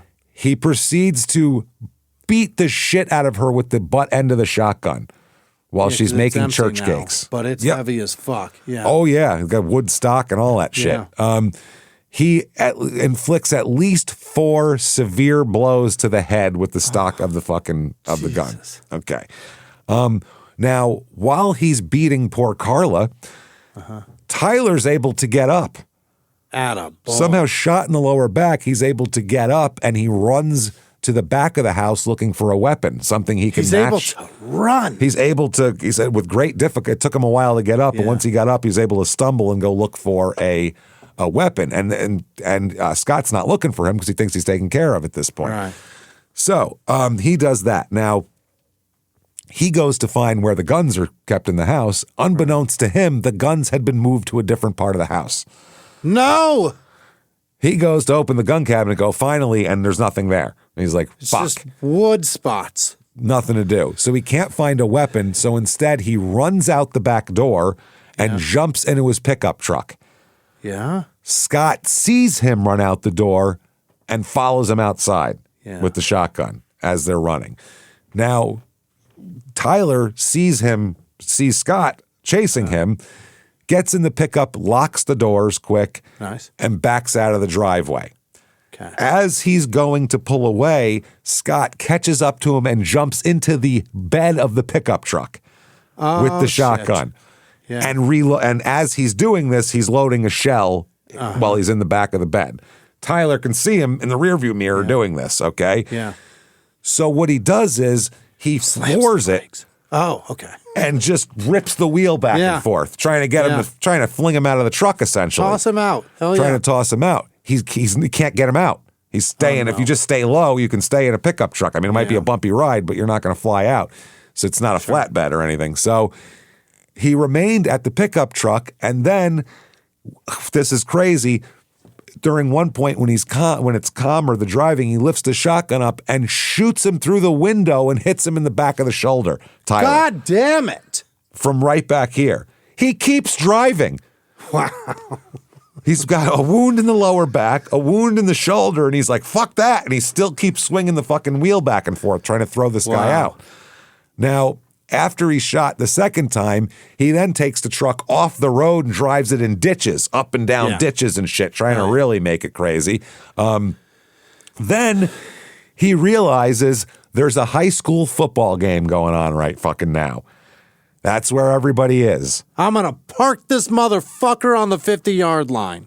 No, even better. There's cops there. He drives it up into the school thing, and there's a big, large metal pole at the entrance to the field thing. He just, on purpose, rams his truck in with his, blasts it as hard as he can. Pow!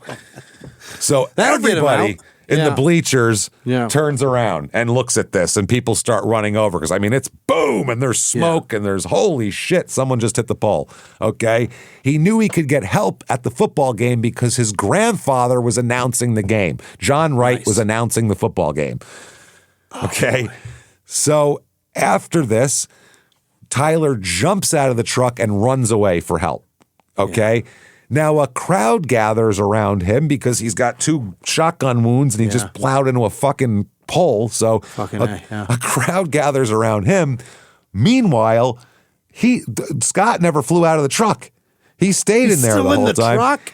He jumped out of the pickup and just started walking the opposite direction of the people, still carrying the shotgun. They all gathered around Scott because he's all bloody and shot and hit the thing. So he just like, well, no one sees me. I'll just slip out the back. And no one sees him do it. Wow. No one sees him do it. Now, he does have a huge gash on his forehead, bleeding pretty profusely. He looks like Ric Flair after an 80s fucking NWA match is what he looks like. Scott or Tyler? Scott. Yeah. Tyler's got it in the back. He's been... But Scott he apparently hit the bed or something when he slammed into the pole. Whacked his face on something. So then there's a guy named John Inman. Okay, this guy is a good reason why you should always mind your own fucking business. Oh, no. This guy, everyone in this town wants to be so helpful is the problem, and that really hurts them a lot. John Inman's driving down the street when he sees Scott all bloody on the side of the road, bleeding. He never met this Scott before, never saw him before, but he heard of the crash of the pickup and he had gone, quote, just to check it out. That's how bored these people are on a Saturday night. I heard there was a crash 2 blocks away. I'm going to go check it. Let's go take a gander at it. That's what he's doing. He's like, I'm not real into high school football. I'm just going to watch, cleanup of an accident. That's what I'm into. Who's hurt? Let's go see. So he's driving. This Inman guy is on his way to the site with his girlfriend and sees Scott and this is amazing. Scott says he needs a ride. This Inman tells his girlfriend to get out of the car so he can give this guy a ride because he's in a truck. Get out, baby. You understand. Stand by the side of the road. There's a bloody stranger I'd like to let in the car.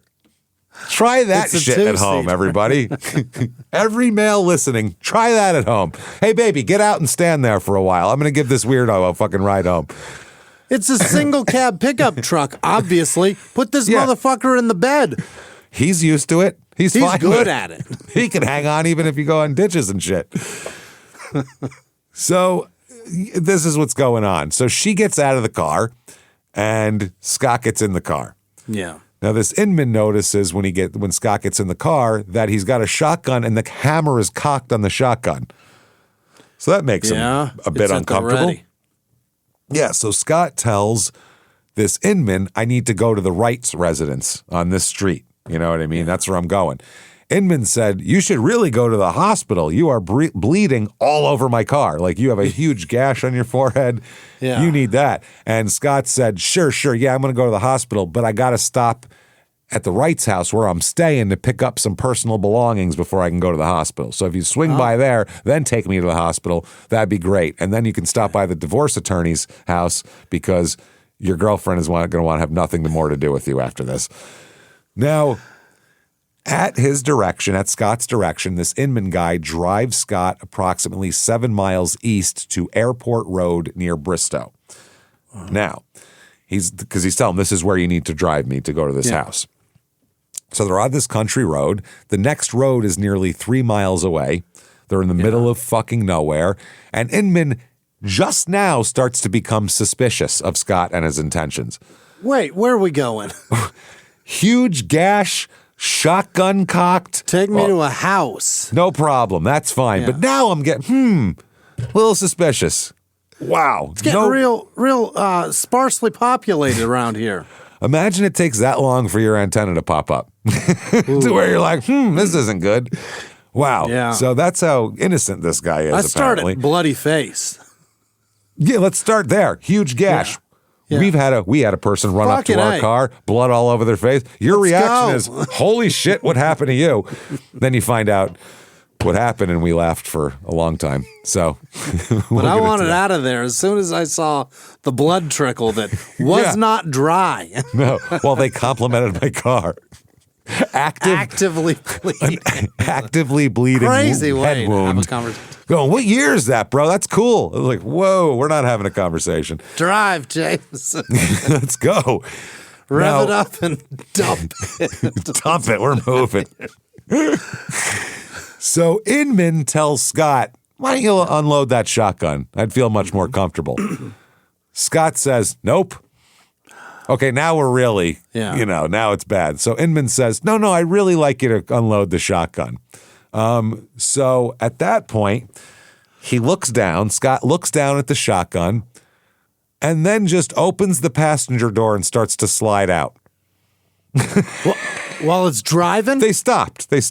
Okay. So when you unload the shotgun, he starts to slide out of the car with the shotgun. As he did, he raises the barrel of the shotgun up into Inman. Oh, God. So Inman thought, oh shit, this guy's going to shoot me. So he grabbed the barrel of the shotgun and pushed it away from his head. Yeah. And at that point, Scott fired a shot that fucking buzzed his head. I mean, missed him by a fucking inch. Yeah. He could hear it going by his fucking head. So that happened, blasts a shot. So then Inman throws his car in a fucking drive, hammers it, much like us running away. And in the rear view, he looked and he sees Scott chasing him on foot while reloading the gun. Oh, my God. This is terrifying. It's like having fucking Michael Myers in your car, this guy. He never stops. So Inman does the first smart decision of the day and drives straight to the police department to report this. Yeah. So his girlfriend, how long has she been standing on the side of the road? That's my question. Just going, well, it's only the third quarter of the game. I guess I'll go watch the end of that because, boy, I'm bored out here on the side of the road. Man. So he goes to the police station. Now, Tyler and Grandma Carla, by the way, who were beaten and shot, Tyler ends up surviving his wounds. He has to have 6 or 7 surgeries. He's on a ventilator for a while. All this shit. They had to reinflate his lung because one of the pellets caught his lung. Yeah. And for the rest of his life, his lung isn't going to be the same. No. But both he and Carla survived and recovered. Wow. Which is amazing. Now, while all of that's later, they recover and everything. But at this point in time, Tyler's still being tended to by the people at the football game, and Carla's still at home in a pile of blood, in a puddle of blood. Oh, my God. While all of this is going on, while Scott's chasing this Inman trying to reload his shotgun. So Carla's husband's calling a football game right now. Yeah, he's calling the game. He's saying 3rd and fucking 7. Yeah. So-and-so back to pass. So Carla, who managed to recover from her beating just enough to look for help, ends up, she can't see. There's blood dripping all in her face. She's been beaten in the, so she's like wiping blood away, trying to make things out and can't really see anything. She goes across the street to the Cantrell's house to get help. Oh, God. Okay. So she had talked to Patsy earlier in the day, but she's knocking at the front door, banging on the door, blood pouring down her face, and the Cantrells aren't answering. But their car's there, and she thinks they're home. So she checks the knob, it's open, and she walks in the house. This is an emergency. You know what I mean? They'll understand. She walks through several rooms calling for the Cantrells. Where are Patsy, AJ? Where are you? She walked past the bathroom, and through her blood, she thought she saw a pair of legs on the floor in the bathroom. But her vision was too blurred, and she said that she thought it was a scarecrow because her grandchildren had been stuffing scarecrows earlier in the day. Okay. So it looked like maybe it's a scarecrow on the ground. So she said, I guess they went somewhere. I guess someone wants to pick them up. And she leaves the house and finds help from a car that's passing by. They stop because she's covered in blood. In this town, if you're covered in blood, someone will stop. Somebody will help, So what ends up happening then is she goes and calls the police, gets the police, tells the police everything that happened. So the police go to her house and they check everything, and they go to the Cantrell's house as well to check on them because Kathy had gone over there, or Carla had gone over there. When they go in, they find AJ and Patsy in the bathroom on the floor, dead from multiple gunshot wounds. Oh, God. With Patsy's body lying on top of AJ's. Yeah. And the Chihuahua's there too, alive and well. Wow. Chihuahua's fine. Not a yipper, obviously. Apparently not. They found him cowering in the bathroom near the bodies. Poor Chihuahua. guy. Yeah. I don't even like Chihuahuas, and I feel bad for that. They're the fucking worst. Dog. Yeah, they really are. But still, they feel terrible. Yeah. So what ended up happening is a Dr. Ronald DiStefano, who's the medical examiner, said he found multiple injuries to AJ's head consisting of 5 distinct areas of lacerations and abrasions. Beaten with that gun. The injuries included actual injury to his brain surface and a skull fracture. They said the 5 distinct areas were caused by an object forcefully striking the head, and it would have required a great deal of force to inflict the injuries. Imagine hitting an old man who can't lift his arm that hard. Yeah. He can't walk to the other side of the room, for Christ's sake. Jesus Christ. If you want to torture him, go walk there. Yeah. Follow me. Yeah, that's it. So he said the 5 injuries all had the potential to result in unconsciousness and could not specifically determine which of the 5 injuries happened first. Also stated that a single blow might not necessarily cause unconsciousness. If the victim continued to respond after being struck, that would be an indication of consciousness. So he's suffering from all of these awful injuries, and they said that if Mr. Cantrell fell to the floor, he would not be able to use his hands and knees to push himself up. And the only way, we'll find this out later why this is important, the only way he could hold a shotgun would be at waist level. He couldn't lift it up at all there. And Mrs. Cantrell has been shot. Oh, Jesus. Okay. So this is horrible, obviously. These two people in their 70s shot. had the least to do with any of this shit of anybody, had nothing to do with it. Yeah. Connie Ramsey, who has known Patsy Cantrell since they were at Depew High School together in the 40s, and she runs the Coach's Corner Cafe on Main Street, said that it's the whole town's loss. It's not just mine. And they said that she closed her store down for the day, her restaurant, so she could cook food for their relatives and friends of the dead people. That's how nice these people are. She said they ate here Thursday night in our restaurant. They laughed and joked and had a good time. And their daughter, Deborah, said, my parents were the sweetest, kindest people and so undeserving of what happened. Awful. So Scott's still on the loose.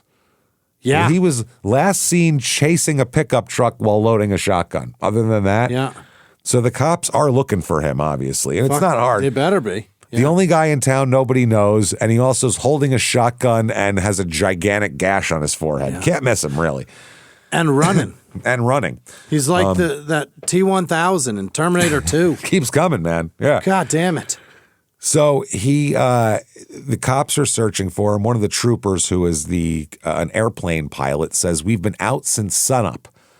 They have planes, helicopters, everybody searching for this guy everywhere. They said, we're here to support the guys on the ground.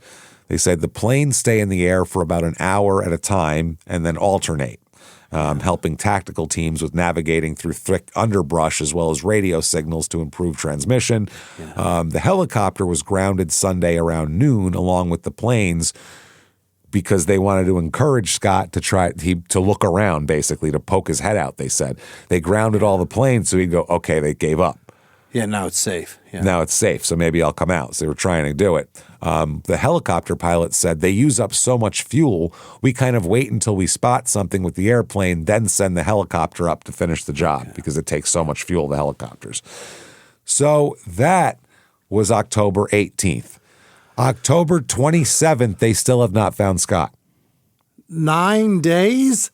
9 days, and it's going to get way worse than that. Oh, boy. He avoided capture despite this massive search, and they believe they put out a thing. He's 6 foot tall, about 180 pounds, brown hair, brown eyes, very nondescript.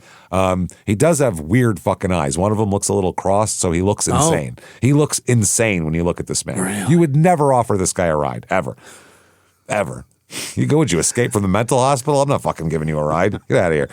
I love when a guy's got one eye that's fucked up. Oh, it's fucking weird. That poor fuck never gets anything good in his life. No, unless he's Shawn Michaels somehow. Of course, his eye didn't go crooked till later, though, till he was already rich. So that's what they're searching for him. They believe he's been hiding in the rural wooded areas between Depew and Bristow.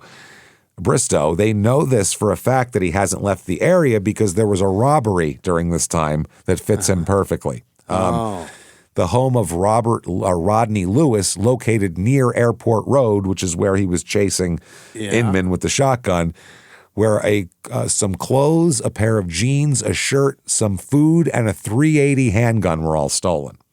Oh, my God.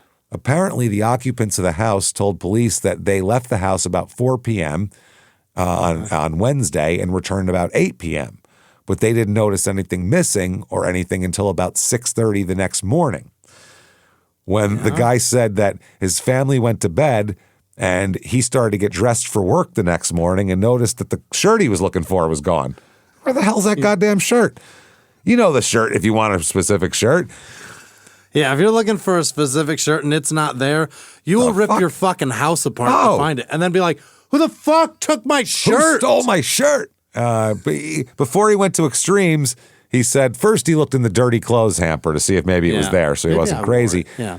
When he looked in the hamper, he sees a pair of jeans and a shirt covered in blood that definitely doesn't belong to him. No. Yeah. So Scott broke in and put his dirty clothes in this man's hamper.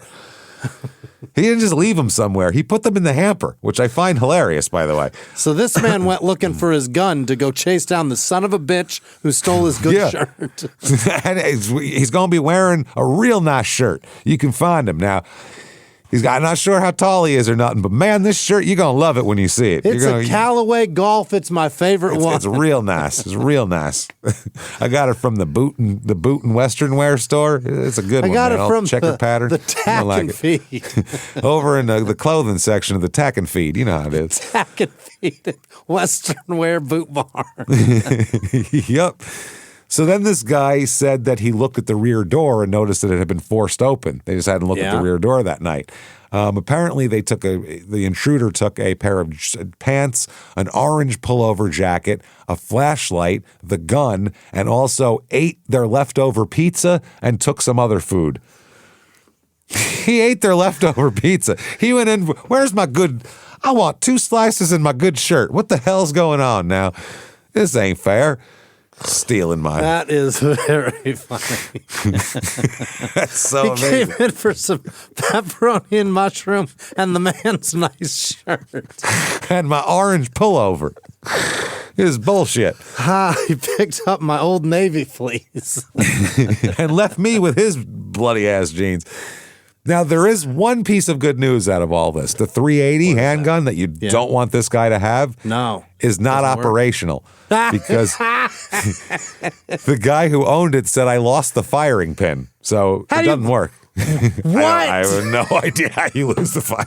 I saw that and I went, never mind, keep going. I could sit here all night trying to figure that out. That's a man who takes his shit apart to clean it, put it back together and was like, well, that shit just rolled off the table. What the hell is it? Hey, kids, look under the couch. Would you? Jesus Christ, I done lost my firing pin. The wife ran the curvy around here. That's it. Lo and behold, that shit's gone. It's all gone now. Damn or he did it in a garage with epoxy floor. You drop anything on epoxy floor, that it's stuck shit there is forever. Gone. Stuck there forever. Either that or he's just cursing Mr. Dyson for creating such a strong suction. How dare you? The wife got a goddamn... You had to get a room, but didn't you? Didn't you? Now it's just patrolling for firing pins now. But this turns out to be good news, though. Yeah. So special operations teams, this is on the 27th of October, looked on a Sunday night, came up empty-handed in their search for Scott here. One of them said, we're going to have a meeting at 10:30 this morning to see where to go from here. That's the sergeant. We still believe that Eisenberg is still in the confined area. Yeah. He had the opportunity to get into Bristow and get out of the area, but he went right back into the search area. He went back to the search area, this guy. He went right back to the area they know he's at. Yep. They said the burglary in a town called Slick, the one we just talked about, is the connection. They said I'm sorry, there was another burglary in a town called Slick, and they said they don't believe that has any connection to Scott. Okay. That's somebody else. They said he is still in the area, and we are searching. The spokesman also said they didn't have an explanation as to why Scott had not fled the area.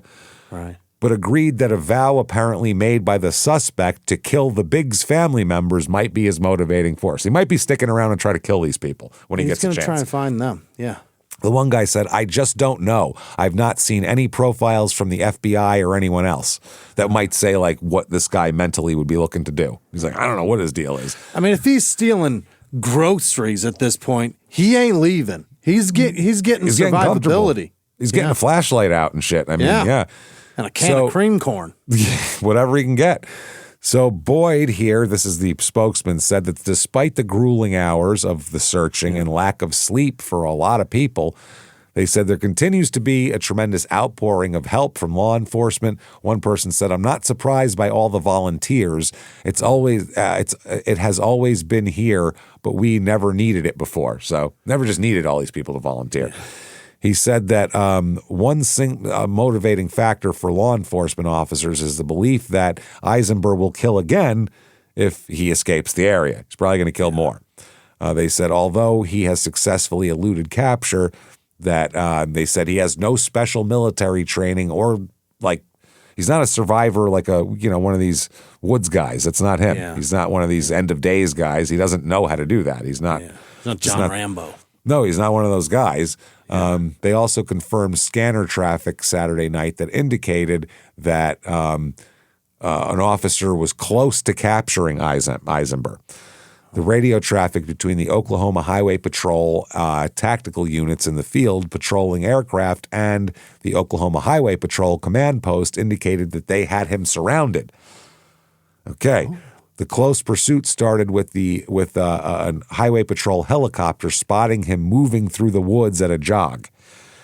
The helicopter and the command post moved personnel closer to where they believed he had hidden under an overhanging creek bank. But the helicopters were forced off the scene by empty fuel tanks, and by the time they returned to the search area, ground forces had lost him. He wasn't there. He wasn't at the place they were going. Because they got a quarter of a tank. Fuck. Yeah. These fucking choppers burn through the gas, dude. Yeah. They keep complaining about it.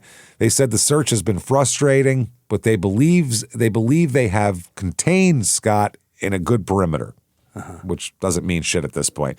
They said there's a shortage of manpower on Sunday night, but they had portable lights, generators from Creek County firefighters, and all that kind of thing.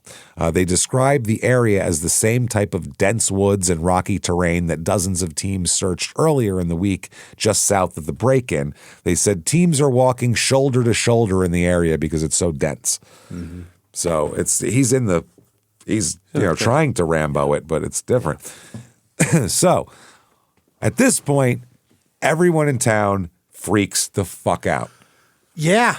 You're listening to this podcast, so I know you've got a curious mind. Here's a helpful fact you might not know yet. Drivers who switch and save with Progressive save over $900 on average. Pop over to Progressive.com, answer some questions, and you'll get a quick quote with discounts that are easy to come by. In fact, 99% of their auto customers earn at least one discount. Visit Progressive.com and see if you can enjoy a little cash back. Progressive Casualty Insurance Company and affiliates national average 12-month savings of $946 by new customers surveyed who saved with Progressive between June 2024 and May 2025. Potential savings will vary.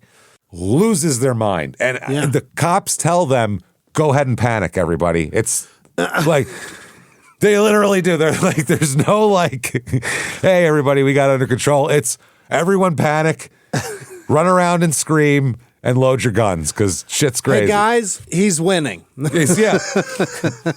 Imagine after 9/11 if they said, there's more and it's fucked and just do whatever you got to do. Burn shit down and run around outside because we're all doomed.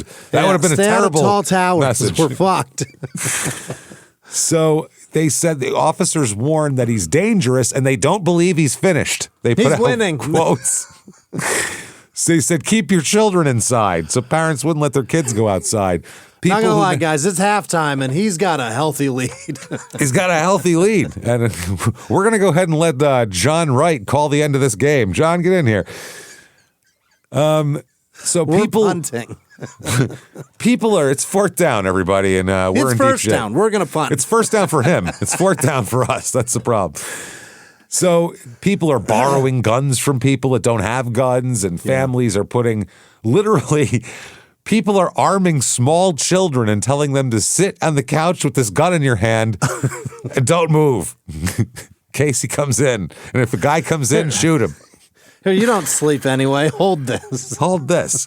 So they searched, they warned that he's armed, he should be considered extremely dangerous. Yeah. They said that Jessica Brown, the Oklahoma State Bureau of Investigation, said residents should keep their doors locked and their eyes open. They said this man is capable of doing just about anything. Anyone who cites him should call one of like 17 different phone numbers to get him in here. The cops are like, call a neighboring town. We're scared to death. We don't know. Yeah, we're terrified. Our doors are locked and we're armed and we're sitting in here. So if someone else could grab him, that'd be great. We're locking ourselves in the jail. We're so scared. Yeah. Shit. A spokesman for the Highway Patrol said that motorists should take alternate routes from Bristow. Don't even drive the way you'd normally drive. He said, quote, he knows there's a lot of heat, a lot of authorities in the area. He's afraid of getting out of the area because he's known throughout the state. We believe we'll track him very soon. Wow. One of the restaurant owners here, Linda Ayers, who owns the Anchor Drive-In, said she's not sure when she'll reopen the restaurant. All the businesses just closed. Too scary. No more sausage, you guys. I'm not selling a pancake. She said, sorry, I don't have it. I got nothing. She said, as long as those helicopters continue to fly overhead, I think I'll stay closed. Holy shit. Too scared. Then they think they got him. They think they got him. An intense manhunt. 19 days into the manhunt. Wow. They scaled back the Bristow search for Scott when they're doing a shoulder-to-shoulder sweep by 200 law enforcement officers. That failed to find him in the dense woods east of the Bristow airport. A spokesman, this is Mark Biggs, said it was terribly disappointing that they didn't find him, but I know they are doing everything they could. For about 2 hours on this one Friday, the search scenario was repeated in Tulsa County when they thought they had him.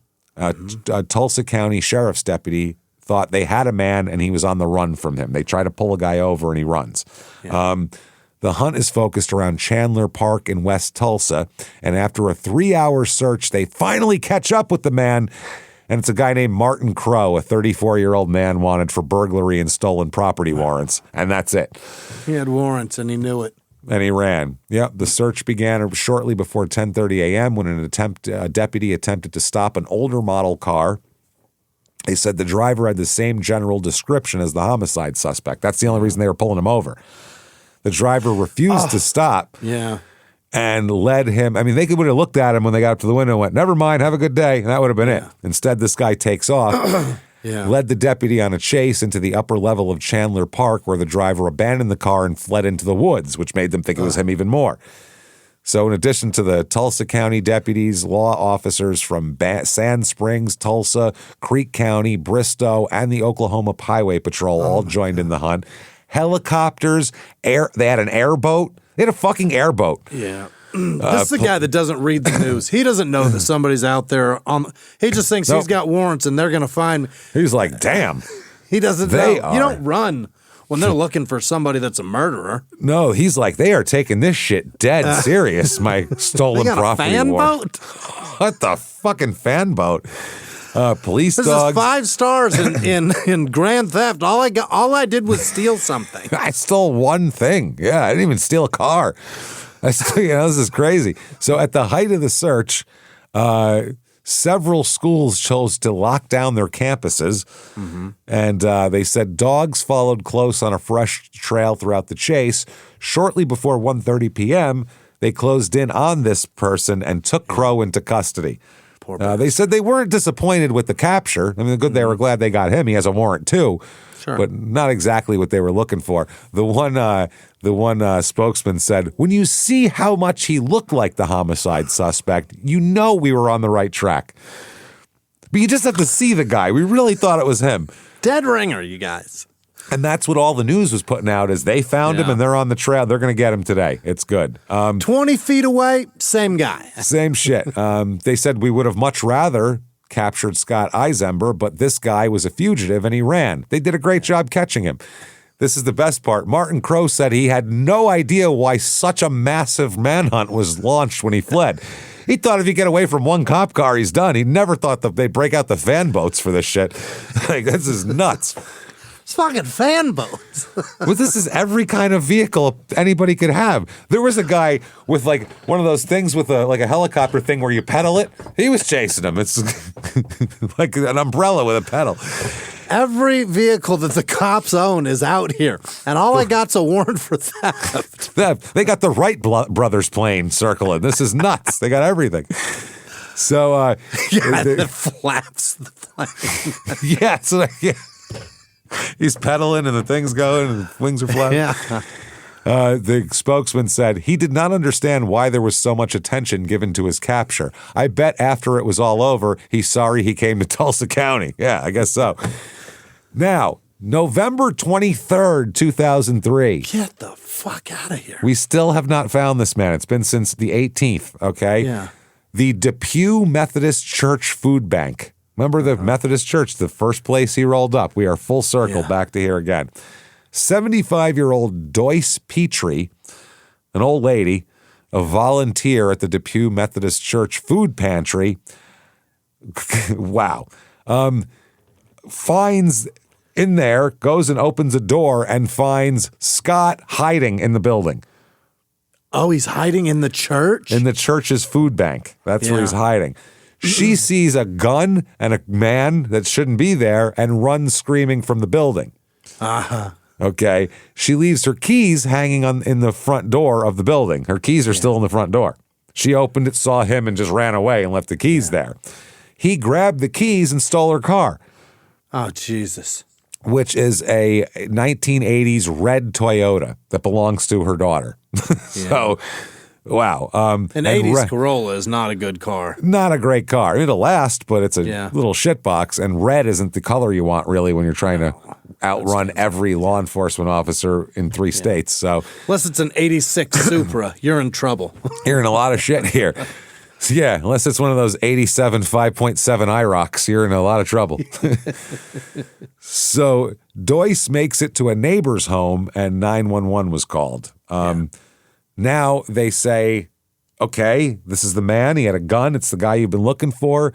He's in a red Toyota with this license plate. So now for a first time in a long time, we have an actual something to look for. So that's what's going on. So they're like, we're going to find that. Now here's a fun side note. How long do you think he was at the church for? The whole goddamn time. The entire fucking time. He robbed that place, ran around the woods for a couple more days, went to the church, and he's been here for a fucking month. The whole time. In the pantry with plenty of fucking food. That's the thing. He found food, he found water, and he just settled in. He used the radiator to cook meat from the refrigerator.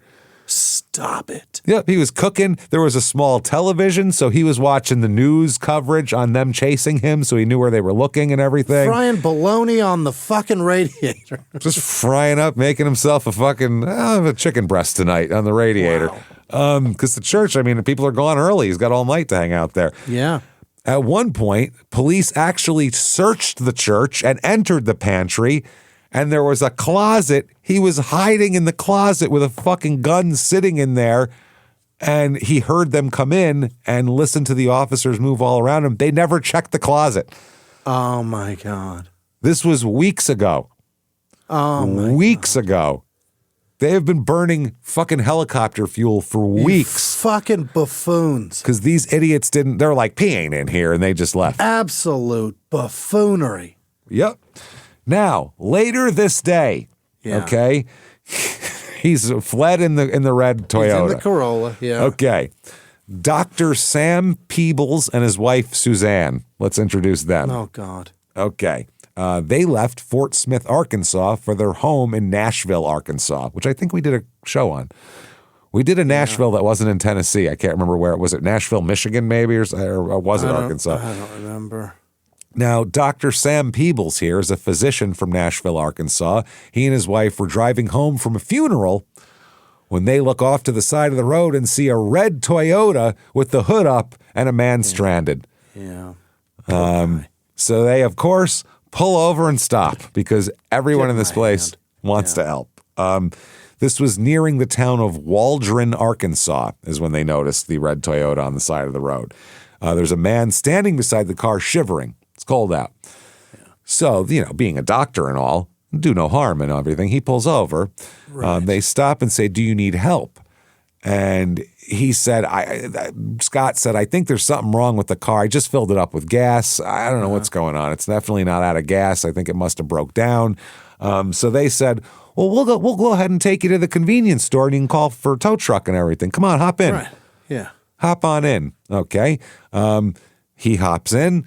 He tells the Peebles couple that his girlfriend had been in a wedding and he was on his way back to Texarkana to pick her up. And that's what was going on. He takes a seat in their van. They're driving a van. He sits directly behind Dr. Peebles, who's driving. Okay. Mm-hmm. He borrows Suzanne's cell phone and uses it to call Kathy Biggs. Okay. Kathy answered. He hangs up on her. Yeah. He hangs up. Now, she's home. Yeah. This was the dumbest thing he's done so far. And then in a long list of dumb things. Yeah, sure. Because what happened is they were anticipating this, and the authorities had set up a tracking on Kathy's phone in case Scott tried to call her. They did that, but they didn't check a closet. Yeah, because that's the state police doing that kind of shit. The local police you guys go check the church food bank, and they're like, "Oh, what are we doing?" Durr. So, yeah, this is local dipshit cops, I think, it has to be. So this call, dings a fucking thing in their whatever, and they realize that he's calling her or that she's getting a call from an unknown number and a hang up. So they're like, let's look into this.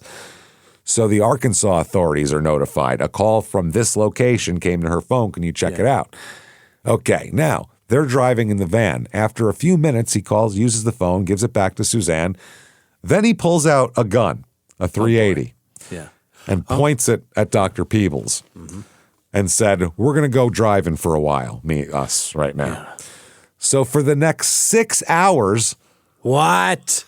6 hours, he holds them at gunpoint, driving through Arkansas and Texas, just following wherever he says to go, wherever Scott says to go. He asked them a couple times, "You ever been to Mexico? You know how to get there?" I mean, south is a good indicator. South would be the way I would say get there. Just keep going south. But watch these green signs. One of them's about to say Mexico. Yeah, there will be you'll get there eventually. Straight south from wherever we are. No shit. So on several occasions, he told the doctor that he was taking the safety off the gun, but if he did what they said, they would have something to tell their grandkids. In other words, I won't kill you. This will be a story you can tell your grandkids. But if they don't take him where he wants to go, he said, "I don't care because I'm already facing death row in Oklahoma, so don't fucking matter to me. 2 more ain't going to bother my conscience," is what he said. So I've already killed. Now, I don't think he doesn't know the gun doesn't work. He doesn't know. No. They don't know the gun doesn't work. No. Nobody knows. As far Everybody as they know, will find out very soon if he pulls that trigger. we were going to find out what happened. So he does this. Now, when he first pulled the gun, Mrs. Peebles tried to grab it and pull it away. Oh. Then, during the struggle, he yelled that he's going to kill Dr. Peebles if she doesn't let go. "I'm going to kill your husband if you don't let go." Mm-hmm. She said, quote, "He told me that old man did the same thing and I killed his wife." That was the quote he said to them. Okay. "That old man did the same thing. He told me," this is from Suzanne Peebles, "he told me that's the reason he shot the couple in Oklahoma because she tried to take the gun away too. He warned me not to do it again or he'd shoot my husband." Okay. So now they didn't know who the hell they had in the car. Now they have a guy who's saying, "I'm wanted for killing 2 people and I'm facing death row." So now they go, okay, we better just We better give this guy what he wants and hopefully he'll go away. So she lets go of the gun. The whole time, they're convinced he's going to kill them when they get in a rural enough area. He just thinks that. So Samuel and his wife here start to hum church hymns together. Mm-hmm. And the trek goes on to Lufkin, Texas, where Samuel asks to relieve himself. Can I piss? I'm driving here. So Scott tells him to pull off the highway onto a dirt road, and Scott gets out as well. This is like the second pee break they've taken, by the way. Yeah. 6 hours, man. 6 hours. Yeah, there's some trust here. And these are older people, too. You're going to have to pee once in a while. So during the roadside restroom break, at this point, here is what Samuel Peebles said, okay?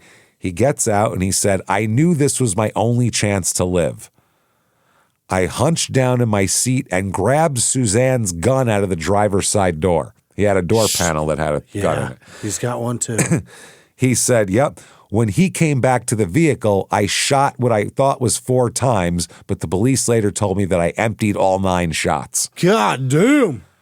4 of them hit Scott, by the way. Is that right? Yes. So he opens fire on Scott while he's trying to come back in the van, hits him with 4 shots out of the 9 bullets, which is not bad. Despite his wounds, Scott keeps coming forward, gets up, and pistol whips Dr. Peebles in the head. Oh, my God. Okay. Then he wrestles with him and takes the revolver away and beats the doctor with, now he starts pistol whipping him with the 380. Yeah. Just beating him with the 380 now, the one that he brought. While he's on the ground, Scott also kicks him in the head a bunch of times after he beats him with the gun. Now, Mrs. Peebles, Suzanne, she jumps in to try to help her husband, so he turns the gun on her, a 380, the same one he stole. He said, I'm not going to kill your husband, I'm going to kill you. Right. And puts the gun right to her forehead and pulls the trigger. But it won't shoot because it has no fucking firing pin. Right. There's no firing pin, and he doesn't know it till right now. He told her, I'm going to kill you. Click, clack, cocked it, tries to shoot her in the fucking head, and it didn't work. Oh, boy. Doesn't work. He then pistol whips her with the gun and runs away. Because what else are you going to do? Yeah. He gets them out of they're all out of the van, so he runs back to the van, hops in the van, and drives away in their van, leaving them injured on the side of the road. Okay. Okay, pistol whipped. He then stops at the store, at a convenience store, for bandages and first aid supplies, because he's got 4 fucking bullets in him. Yeah. Yeah, which is, it's amazing he's still walking around. He has no money.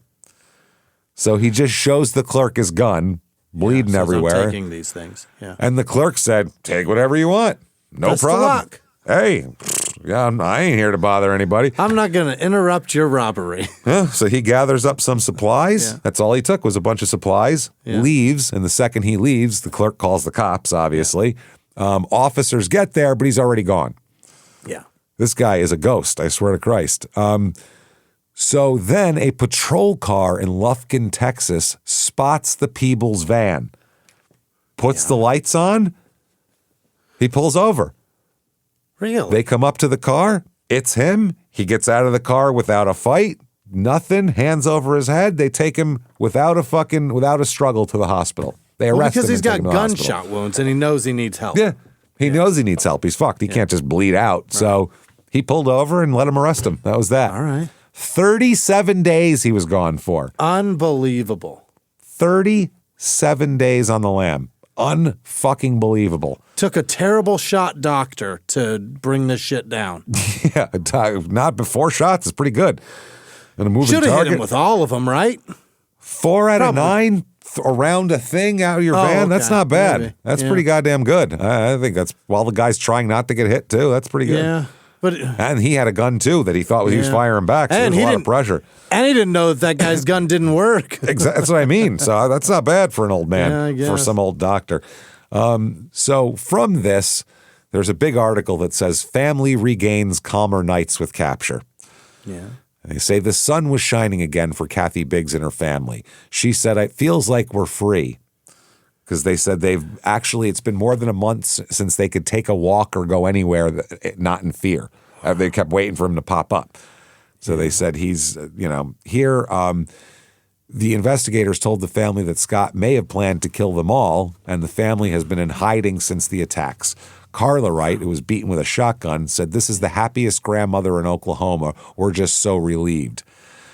Tyler Montgomery, they said at this point, who was shot at least twice, still has pellets in his spinal column and his heart at that point before they... In his heart. They had to have 7 surgeries to fix him all up. They said he's undergoing therapy 3 times a week and is expected to make a full recovery. He wants to see his friends again and go back home to Depew because they left town. Wow. They said for a while, though, he will stay with relatives in Chandler where he feels safer. They said he's not ready to go back. Now, her daughter, so she does have a daughter, Rianne, 18, is the homecoming queen, by the way, Kathy's daughter. Right? Yeah.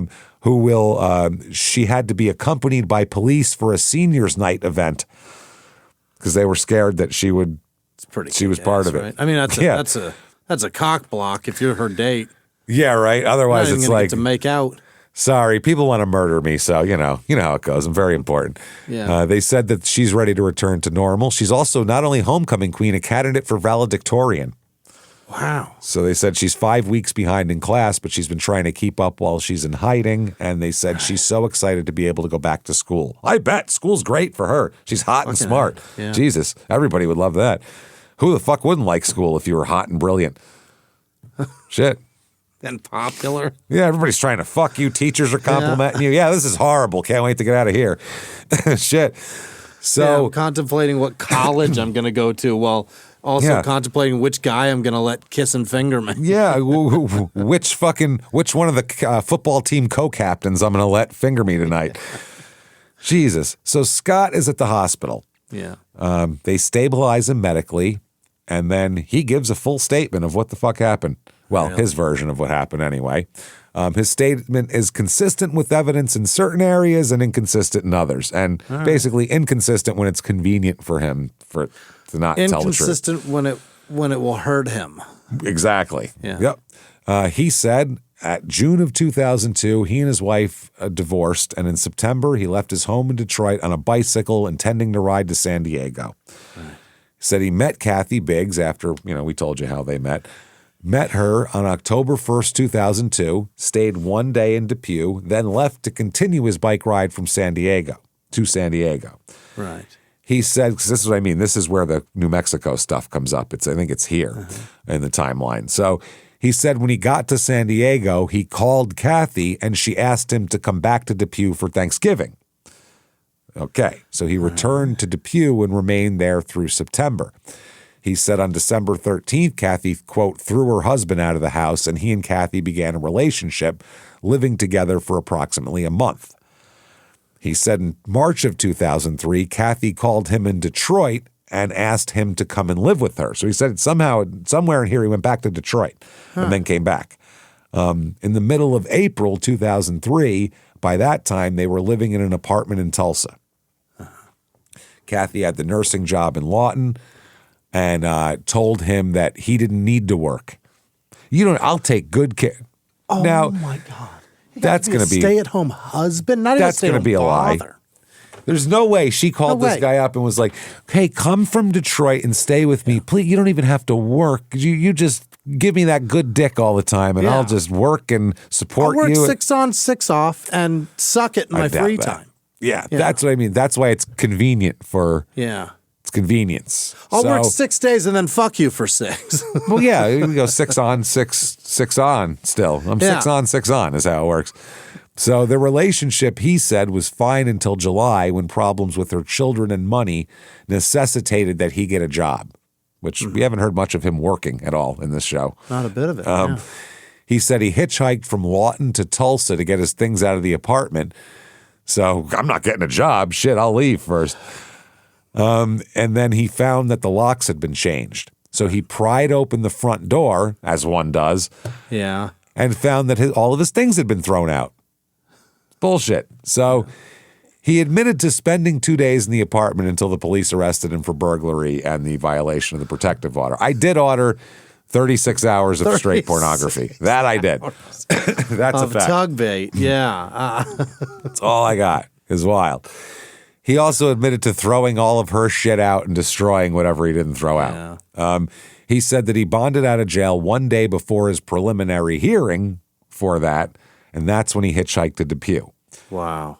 He said he spent the night in an abandoned car next to the Cantrells, and he said that while he was lying in the car, he heard the Cantrells leave their home, and he snuck to the back of the house, went through an open window, found a single-shot .410 shotgun and shells inside, and loaded the gun. Yeah. Now, this is the other thing, too. He claims he wasn't out to harm Kathy. That wasn't the point of all this. He just wanted to tell her to stop having him arrested. He said, I just want to talk to her and say, stop having me arrested so I can just leave Depew and this relationship and you'll never see me again. But you can't keep having me arrested because then I'll never get out of here, essentially. So I stole this shotgun to make you understand. Let me say this. Yeah. To let you know that I mean you no harm. I have figured I'd point this shotgun at you. I've brought this shotgun to let you know I'm not a threat. Yep. That's exactly what it was. So he said, I'm at the house. I'm waiting for her and the Cantrells return. Okay. He said he confronted Mrs. Cantrell first. He told her no one's going to get hurt. And Mrs. Cantrell sat down at a table. And then a few minutes later, Mr. Cantrell comes in because it takes him a while to get there. Yeah. He said that Mr. Cantrell was worried about his wife's heart condition under the stress. Both Mr. and Mrs. Cantrell repeatedly asked him what he wanted and offered him their car, money, anything they could give them. Just please get the fuck out of my house. That's it. Yeah. They didn't care. So then he pulled them into the bathroom because someone knocked on the door. So he said, get in the bathroom. Let's go. Forced them into the bathroom. When the person left, he, quote, and this is according to him, he said he, quote, sat back down and was drinking some Dr. Pepper and eating Tostitos crackers, trying to figure out what I was going to do. A couple of diabetics have Dr. Pepper in the house. It is the Texas, Oklahoma region. What even are those? Tostitos and crackers. Oh, chips and crackers. Chips and crackers. Chugging a Dr. Pepper. Yep. Trying to figure out what I was going to do. Yeah. He said he talked to Mrs. Cantrell for approximately 20 to 25 minutes, during which time she moved over to the couch. He said, quote, Mrs. Cantrell had me talked out of waiting for Kathy to come home. She talked him out of it. Yeah. I waited for Kathy to come home to tell her I was not going to turn her in and that she could quit finding reasons to have me arrested, that I just wanted to get out of there. Turn her in? For what? I don't know what he's talking about. By this time, he said Mr. Cantrell was sitting in the chair and Mrs. Cantrell had just left. So they switched spots. Scott said he walked over to the table, leaned the gun up against the side of the table, and grabbed a glass of water. He said he then walked back to Mrs. Cantrell and said, all right, fine, I'm going to leave. Give me your car keys. Okay. He said at that point, there's a big boom, and he sees that Mr. Cantrell went and grabbed the shotgun and fired it at him, but instead of hitting him, he hit Mrs. Cantrell, his own wife. Oh. And also got some, hit him in the hand a little bit with the pellets too. Oh. Hit Scott with the pellets. He got a little bit grazed in the hand, but she got the brunt of it. Okay. He said the shot was only fired from 8 to 10 feet. I mean, it was right there. Oh, boy. He said, I then lunged at Mr. Cantrell, grabbed the gun, and screamed at him, asking, why'd you fire the gun? Uh-huh. Gee, I wonder. He said he then hit Mr. Cantrell on the left side with the butt of the gun. He described a struggle with Mr. Cantrell for the gun and admitted to hitting him in the head with the shotgun numerous times, quote, until he stopped attempting to get up. I think I believe that. That part I believe, but I don't believe that he shot his wife. No. That didn't happen. No. Because they said the way he described it was he picked it up and shot him, and it's impossible for him to do that. So that's why he's trying to put it on a dead man. I do believe that he beat him with the gun until he stopped trying to get up. Right. That I believe. The way he said it, it's far too exact of how he's dead. Yep, just not in a struggle for the gun, probably. Right. He made himself a martyr and defended the honor of that poor old lady who he just How shot. dare you kill your own wife? I will not have it in my presence. Now, I could see he shoots the gun, hits her, he goes to reload. Mr. Cantrell grabs the gun, they struggle, then he beats him. It's not him grabbing it from Mr. Cantrell. I think it's the other way around. Probably. If I had to guess. He tells the cops that he hit Mr. Cantrell in the head with the gun, quote, just to knock him out. I wasn't trying to kill him, he says. So I beat him repeatedly with it. Yeah. He Also, admitted... Yeah, you don't want to use the rifle in that area because people are going to hear that. So one shot goes Shotgun away in blast. a sec. Yeah. Two shotgun what was blasts. that? What the fuck was that? Yeah. One blast. Was that, where was that? Outside? I don't know. Yeah. You listen for more, there's nothing. You go, I don't know, whatever. And you keep going about your day, especially in rural Oklahoma. There's a gunshot every once in a while. Boom. And then what was that? And that Another gets one. attention. Yeah. Then they're hyper focused on where it's coming from. You hear the second one, you go, oh, that was that way. But plus he has to reload it too. So that's the other problem. Yeah. He admitted in hindsight that he did hit Mr. Cantrell too hard. He said, I got AJ pretty good. He said he didn't mean to hit him so hard, but things just spun out of control. The adrenaline goes. And you know, when you're beating an old man with a shotgun, it's hard to control yourself. How many times have you been beating an old man with a shotgun and you're like, wow, that's more beating. Yeah. That's more beating than I really wanted to inflict here. That's crazy. Yeah. You hit him, and then you go, oh, so easy. You do, man. It gets good. It gets fun. His skull just wants it. It just wants to be hit with a rod. It's like it bounces back and forth. It sucks it in, is what it does. He said he believed that Mr. Cantrell was breathing but unconscious, but he thought Mrs. Cantrell was dead. So he dragged Mrs. Cantrell's body to the bathroom first, or Mr. Cantrell's body, and left him on the floor. He said he then sat down for about an hour and had a snack. Wow. He's always munchy, this guy, just always. This motherfucker's a snacking son of a bitch. Yeah. He said during that time, the phone rang 2 different times, and someone came to the door, knocked a few times, and left. This is the second person coming to the door. Yeah. He said, fearing that someone was really trying to get in touch with the victims, he dragged Mrs. Cantrell's body to the bathroom as well. He said he could see Mr. Cantrell was still breathing, so he placed Mrs. Cantrell's body on top of him to prevent him from getting up. Oh, boy. Okay. He said he returned to his snack then. Imagine dragging a bloody dead old lady in a bathroom and putting her on her dead husband and then being like, man, peckish, got to have some, a little something. Tostitos and crackers. So then he was trying to think of a way out of there. Yeah. So when Carla came over covered in blood, she did see them dead on the floor in the bathroom, but thought they were scarecrows. Right. So they would have been found both of them there. way earlier. Yeah. He said that he decided to leave when he saw Tyler Montgomery pull up in the driveway across the street. And his plan, he said, was to go over there. I bet Tyler knows where his mama's at. Yeah. Plan was to go over there and force Tyler at gunpoint to tell him where Kathy was. Okay. He said he walked in the front door of the home and told Tyler not to move. He said, but that damn kid never listens. You know 16-year-olds. He got up. 16-year-old will ever. Yeah. He got up, ran down the hallway. I fired at him. He said he saw the shot mark in Tyler's back and Tyler fell to the floor. He said, I only meant to hit him in the ass or the legs or something, though. I wasn't trying to hit him in the back. Wasn't going for center mass, you know. Just pop him in the ass there. He then saw Kathy's 60-year-old mother, Carla, in the kitchen and heard her scream. He stepped over Tyler's body, went into the kitchen, hit her with the butt of the shotgun above her left eye. Mm-hmm. Okay. He then hit her 2 or 3 more times in the face with his fist, he said, as well. Okay. As she fell to the floor, he saw Tyler run out of the house, so he chased Tyler to the pickup truck and jumped in the back and started to drive away as Tyler started to drive away.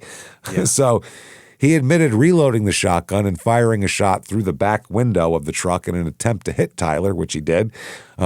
He said Tyler ducked. And he said, I wasn't trying to kill him. I only shot him to try to get him to stop the truck. You didn't have to get in the truck to begin with. Right. You dove into the bed of a moving pickup.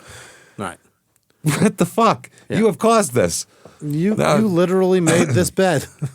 Yeah. You made it to the bed of the pickup. Yeah. Now you got to fucking bounce around in it. Sorry. And bounce the fuck around as you go through ditches. He said when Tyler drove the truck into the pole, that's when he hit the cab of the truck, and that's why his head got damaged. He told police that he, quote, never got to reload the third because he bounced the crap out of me.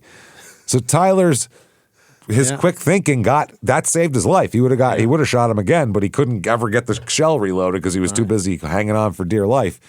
He said that as Tyler ran off, he got inside the truck and tried the key, but the truck wouldn't start, because he just rammed it into a fucking giant pole as hard as he could go. He just broke it. Yeah. So he said that's when he started walking, and a guy picked him up and asked if he could take him to the hospital. He said, I mean, sure. What the hell? Why not? He said he got in the car and told the driver he needed to get some things at home first, but as they drove toward Bristow, the driver stopped at a house that he didn't know. So Scott said he just got out of the car and told the driver, I'll get myself to the hospital. I'll handle it. He left out all the rest of it. What about the part where you chased him like the T-1000? Nope, that didn't happen at all. That is fine there. He then said that he knew the police were looking for him, and he was staying out in the fields, hiding in straw bales. Yeah. That's what he was doing. He said after patterning their routes, he left the area and hid out in the woods for about 3-4 days near Bristow, patterning the cops' routes of how they search here and how the planes and helicopters go. He said then he went into a house in Bristow because he needed water. He hadn't had water in like 2 days. Oh. So he went in, ate some pizza, drank some water, stole some clothes, left his bloody clothes, and stole the .380 handgun. So funny that he left his clothes. In the hamper is the great part. At least he put it where it goes. It's so funny. He broke in. I mean, he could have done whatever. He's like, well, that goes there. Let me make sure. I'm going to take your shirt, but I'm going to leave one. Yeah. And I may as well put it where they go. Then he shaved and made sure to wipe the sink down real good. Washed his whiskers down. And squeegeed the shower door. And he's like, all right, I think I left this house in better shape than I found it in. It's time for me to head on out. I'll scrubbing bubbles the walls of this shower. I think so. Really It hasn't been done in a while. I think I'll do it. It's clear. I can see the water spots. I see soap scum. I'm gonna fix that. So he then said that he stole the gun too. He said he headed west to the river and followed it for 11 days until he was back in Depew. Wow. Then he snuck into the Methodist Church storage food building and stayed there for 3 weeks. It's unbelievable. That's amazing. He said a woman came into the building 2 or 3 times while he was there. Yeah. On the morning of 23rd, the woman saw him and screamed and ran. He had been able to hide the other times. He heard her coming. He didn't hear her coming this time. He said he just walked out the back door where her keys were still hanging, got in her Toyota, and zigzagged south and east until I ran out of gas in Arkansas. Oh, shit. He said then he stood by the car until a doctor and his wife picked him up. And he admitted that at about 1/4 mile down the road after they picked him up, he pulled out the .380 and told them he needed to take their van. Scott then told them that they didn't want to give him their car, and that Sammy said he'd drive him wherever he needed to go, but he's not giving up his van. Right. Which I doubt. His van means everything to me. It means all the world.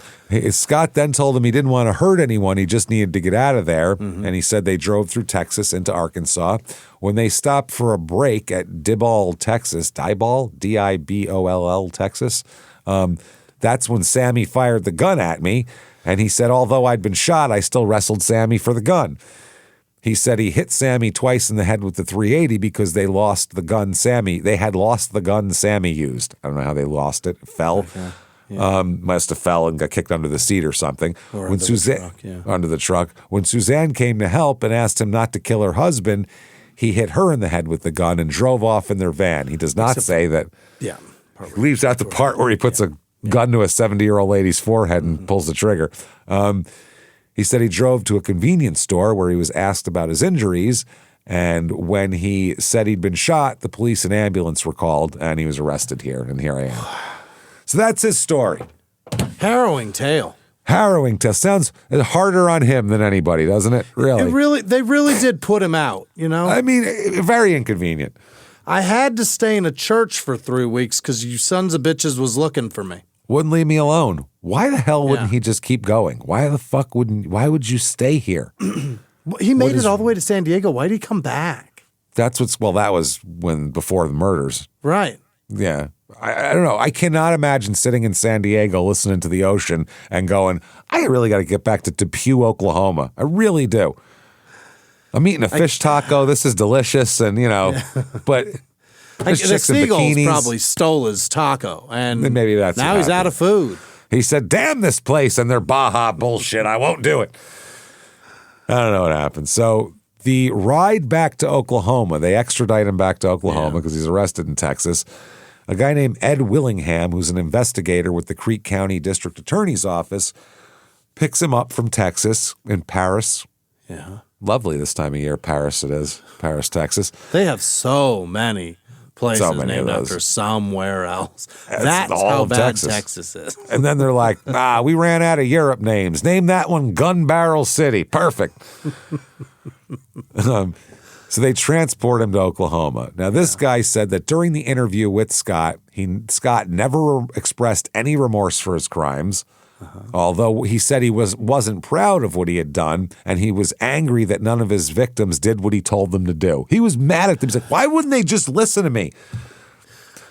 Nobody listens to him. No. It's like, I've seen so many movies. You whip out a gun, they do what you tell them to do. These people do not follow directions for shit.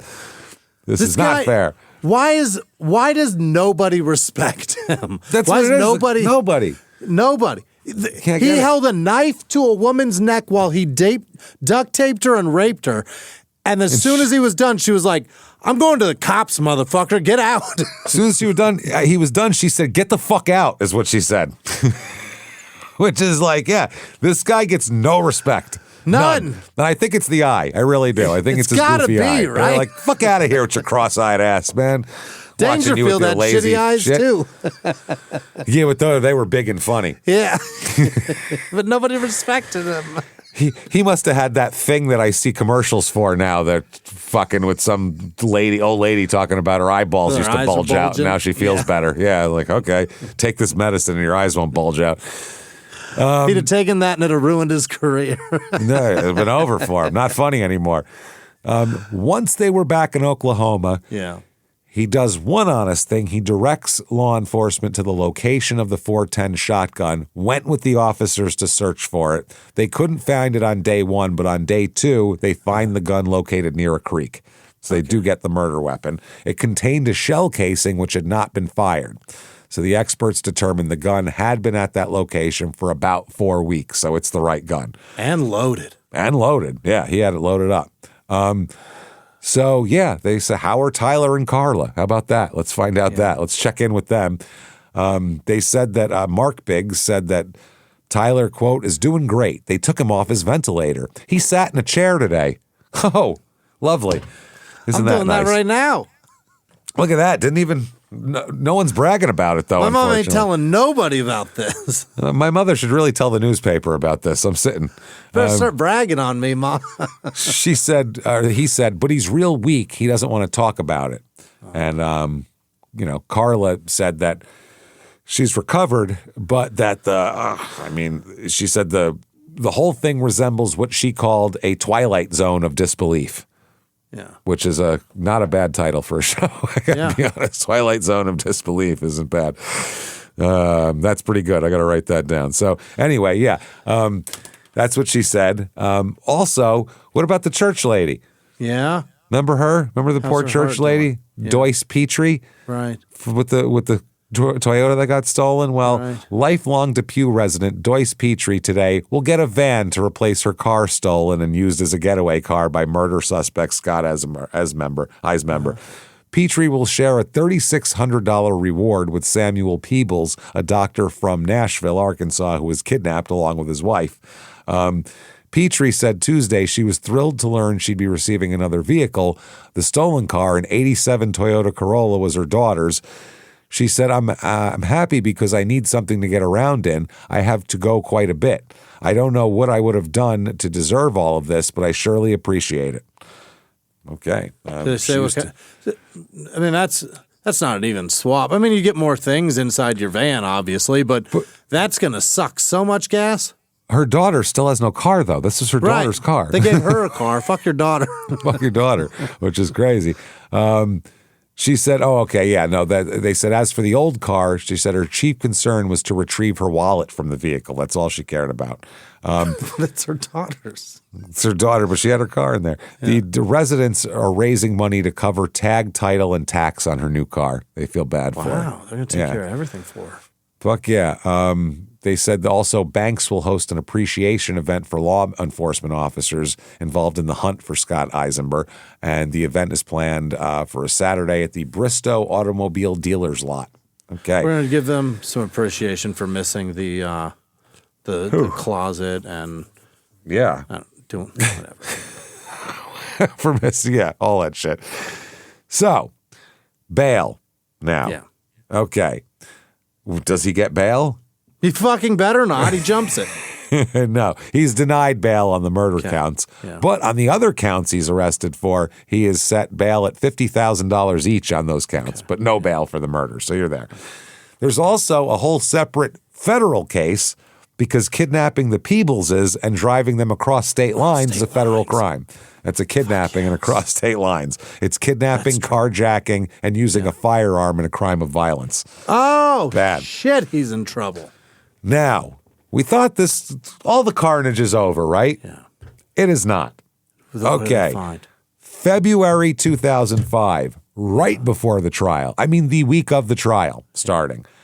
The Cantrell's daughters here, they have 3 daughters, remember? The Cantrell's daughters are all going to go to the trial every day, and they're going to watch this. Well, Linda is the youngest daughter, Linda Gay Cantrell. They said she struggled badly after her parents' murders, and it gets worse because she's dead. What? She's dead the week of the trial. Why? Well, let's find out. It's not good. It's fucking horrible. Oklahoma City police say that Freddie Leroy Wheeler, 49, apparently killed his girlfriend, Linda Cantrell, 43, then shot himself to death. What? Murder-suicide? Murder fucking suicide. Dude, this family was in perfect shape, perfectly intact. Everything was fine. Now everyone's being murdered by everyone. Now everything's in trouble. It's crazy, man. Oklahoma police sergeant said that Phillips said this is a guy, Charles Phillips, said emergency dispatchers received a call at 12:56 a.m. Wednesday from a woman who said her ex-husband had called and said he had just killed his girlfriend and was about to kill himself. Oh, boy. He killed her, then called his ex-wife to talk about it. Wow. Yeah. They said very shortly after that, she heard a gunshot. He killed himself on the phone with her. Did it on the phone? Yep. There was no response from her no more response from her ex-husband. Yep. Which is, I want to show you what I did. Yeah. I want to show you my mess, is what this is. Well, I killed the person that I supposedly love now, but I used to love you too. This is your fault, is what he's saying. Let me kill myself on the phone. Live with this for the rest of yours. Police found the bodies of Wheeler and Cantrell at the residence. They said they didn't know any motive for the shootings. Yeah. They said Wheeler was arrested in 93 for public drunkenness and for assault and battery in 95. Wheeler had a grown daughter who Linda had come to know.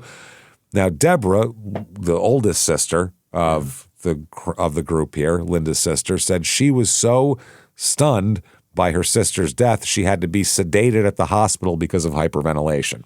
She needed a shot. Well, think about it. These people, their parents have been murdered. And now her baby sister is dead. And we're just about to go. So think about going up to the murder trial, the nerves they would have, the stress, and now the sister's dead too. I think you'd just lose your mind. And it's 3 people in her family. Linda's probably not that old. No, she's 43. No, I mean, what's the older sister, Deborah? Deborah, no, yeah, she's in maybe 50, 49. Yeah, but to have 3 people of your immediate family dying wiped out. Violent ways, in the most violent, in 2 different occasions. It's fucked up. It's fucked up. Now, Deborah said she had not seen Wheeler since high school when he showed up at an auction that the Cantrell sisters held a few months ago to sell some of their parents' belongings.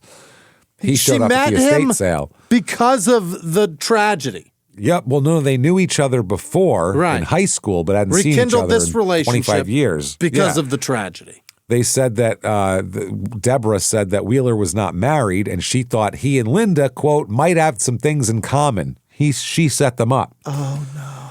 The two had been together since then. She said he seemed like a fine guy.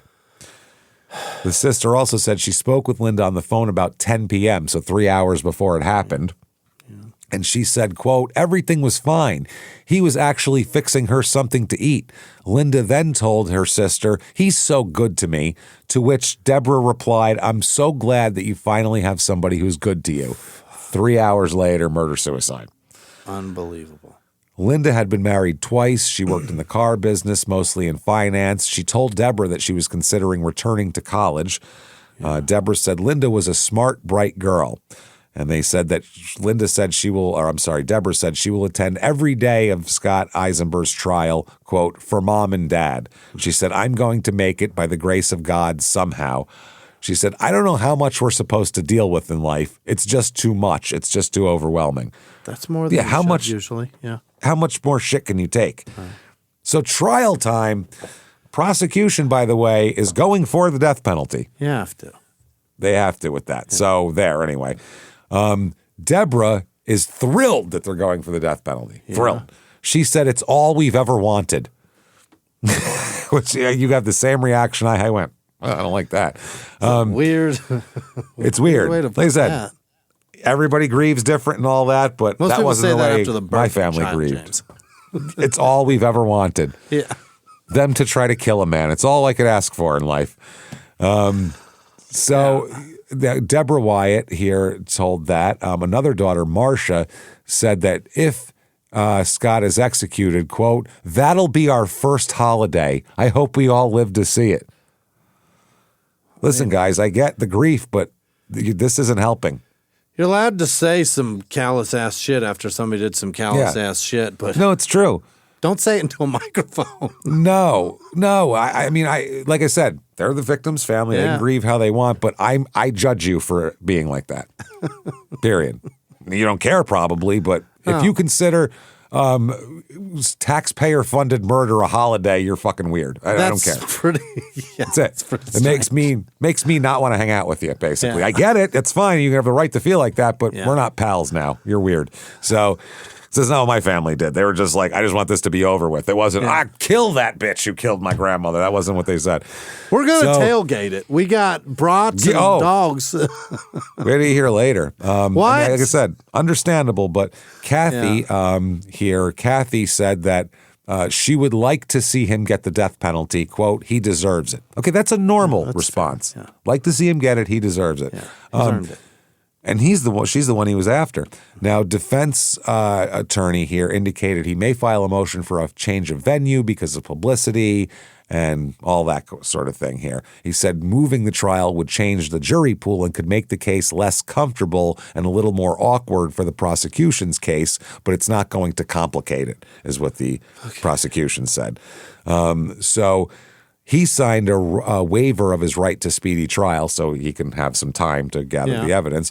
Before the hearing, they said that it was obvious that some tension remained between some Cantrell family members and Biggs. They're mad at her. Oh. Yeah. As Biggs sat in the courtroom. Kathy? Yes. Kathy, whose son was shot and mother was beaten with a shotgun. Yeah, I mean, She destroyed a home, though, and you know what I mean? Fucked a murderer. Yeah, that's her business, though. Yeah, that's what they're judging her for, huh?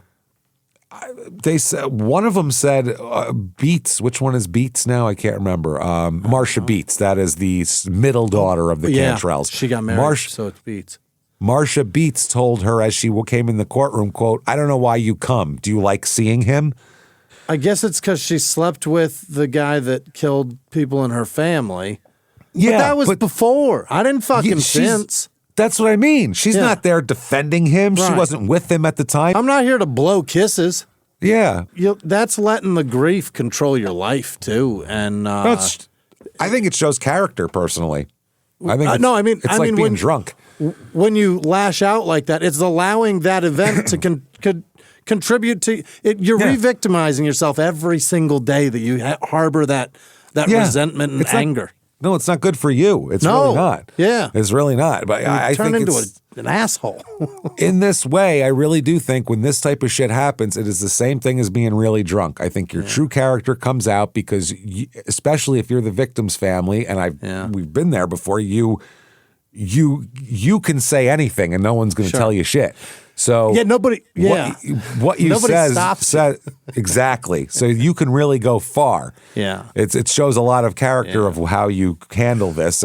But the public rah-rah. I get why you're mad. Yeah, the public rah-rah for the people that fucking do this shit in the guy's face. You know, I'm not gonna name names. There's been public spectacles where you're like, very recently, and it's fucking. They should be embarrassed. It's embarrassing. It's very embarrassing. It is. The only one, there's literally only one that I understood, and it was that black lady that told Jeffrey Dahmer that she hates him and charged him. That lady was awesome. Outside of that, everybody else has done it's crazy. It's a spectacle. And it's absolutely true. We've told the story before. My family had murder in it, and we didn't do any of this. And that just wasn't the way we did it. Everybody was like, well, as long as she goes to prison and she's caught, that's fine. We didn't. We just didn't want to be in it anymore. Yeah. We didn't want to be in the midst of it. I'm going to go down there and I want her to get the death penalty. We're going to sit there every day. We're not doing that. It's not bringing anybody back. It's not helping anything. Yeah. It's not helping. It just doesn't do anything. Shout it from a bullhorn. Sing songs and make parodies and put murder him in it. Well, I mean, with my great-grandmother, too, we found out the chick was like 21 years old and was a crackhead since she was 14 or something. She was a mess. You know what I mean? Her life sucked. Who knows what the hell happened to her?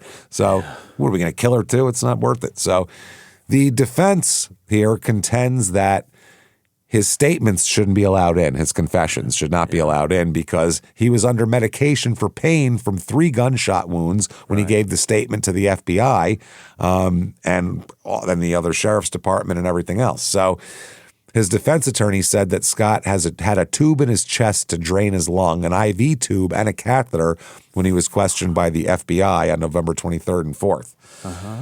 He was questioned within hours of being admitted to the hospital for the gunshot wounds and was placed in a coercive environment with as many as 5 law enforcement officers in or near his room, they said, and he was handcuffed to his hospital bed. Well, they're pulling all kinds of liquids out of him. Anything he's got.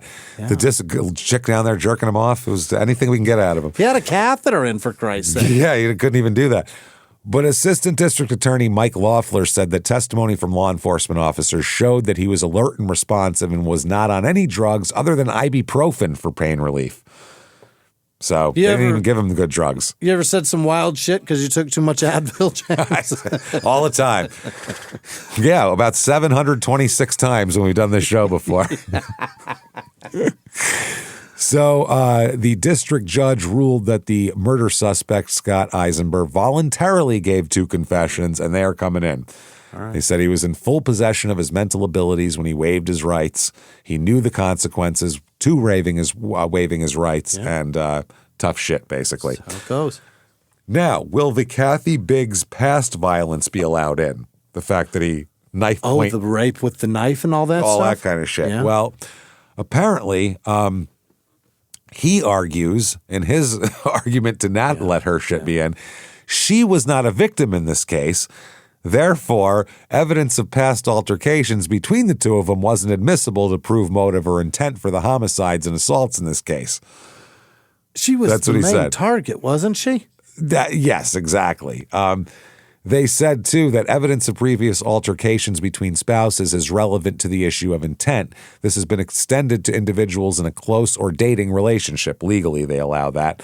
They say, although Kathy Biggs was not physically injured in the crime spree, she was the target. Right. Therefore, evidence of his threats and prior violent conduct toward her was relevant in showing his motive, intent, and his threats to hurt her and her family were not merely idle talk. Yeah. He also says that he doesn't want the fact that in one of the violent attacks that she told police that he, quote, wouldn't stop when he choked her. He just kept choking her. And this was pretrial stuff here. And they said that he phoned her to tell her at one point, too, that he wouldn't stop until he was finished. That was another thing they didn't want in. They said this was not other crimes evidence included in the state's pretrial notice, but the Depew, the crimes that helped give the jury a more complete picture of the circumstances comprising the crimes on trial. You got to let all that in. Yeah. Prosecution in their opening. They say this asshole crushed A.J. Cantrell's skull and shot Patsy Cantrell at a short range with a shotgun. It's fucked up. They claim the Cantrells pleaded for mercy and even offered to pray for Scott and give him their car and complied with most of his demands before they were executed. That's fucked up. That's fucking sad shit. Had him desperate. Desperate, yeah. Now, Mark Biggs, dad here of Tyler and ex of Kathy, this poor bastard. I feel bad for him. I really do. So they talk about all of that. Mark Biggs testified to the circumstances of his introduction to Scott. He said that at Carla Wright's request, he picked him up at the bus station, and then Scott had told him that his wife and children were killed in a traffic accident, which now he knows isn't true. And he told him about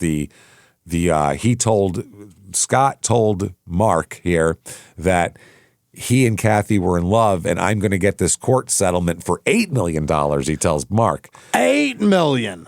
Yeah, and he said basically, when I get my thing, I will buy you out of this house, and basically I'll pay you to go away quietly. Why did he do that? Don't know.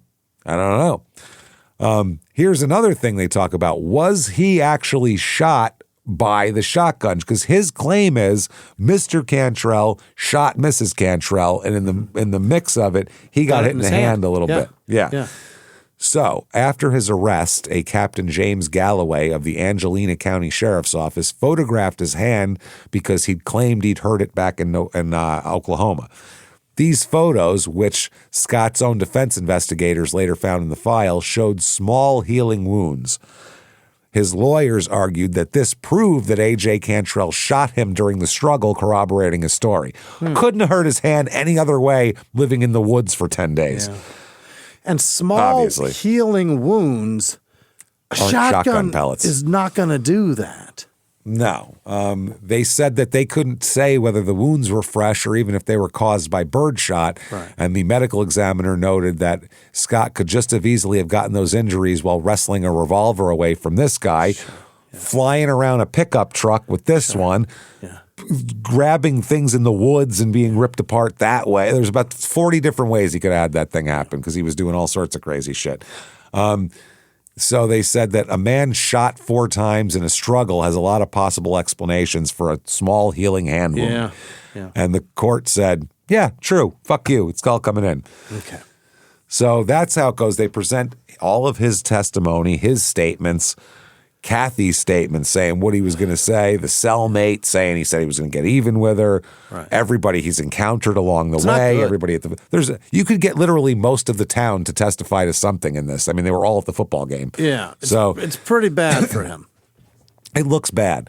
The prosecution in their closing said, you will hear testimony about the next aggravating. So, okay, well, let's save that actually here.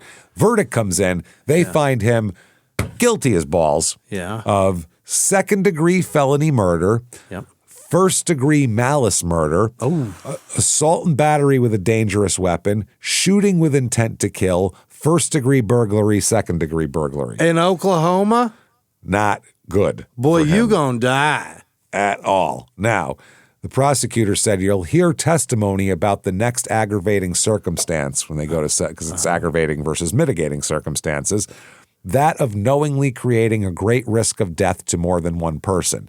You'll hear no extra testimony in second stage on that. You've already found that through your verdicts, Patsy was killed, Tyler was shot twice, Carla was attacked. It's all part of the same transaction and occurrence, the same time, the same place practically.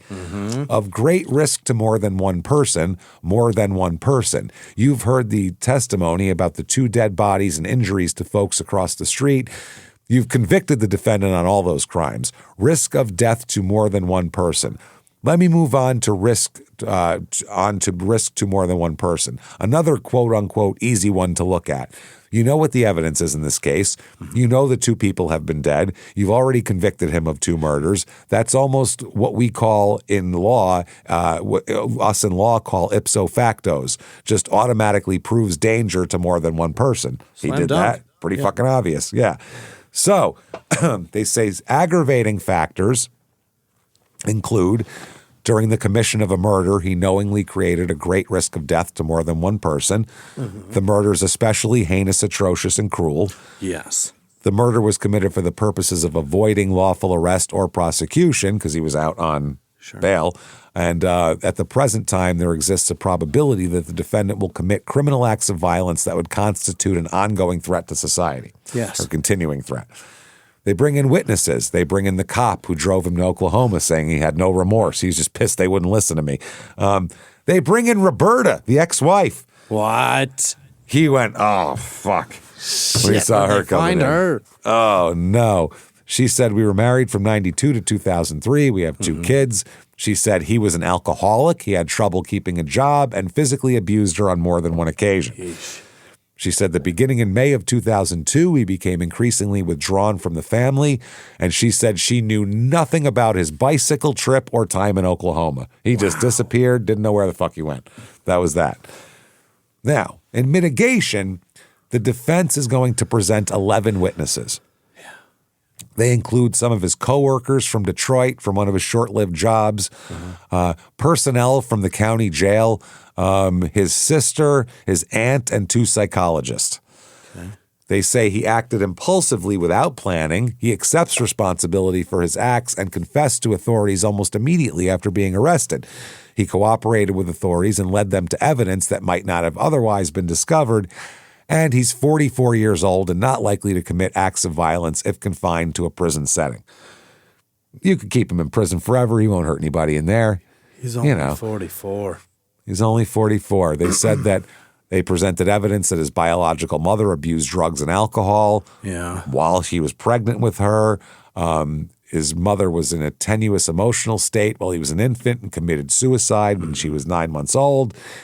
He was cared for by his 8-year-old sister after that, mainly, and an alcoholic and neglectful relative until his father remarried when he was 3 years old.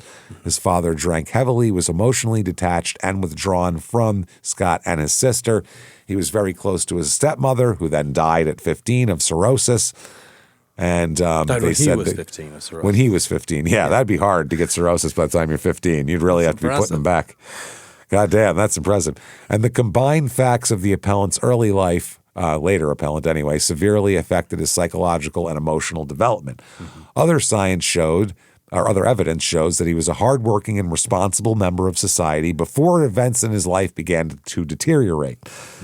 So before a couple years ago, they said he was a good and loving father whose daughter still loves and misses him very much.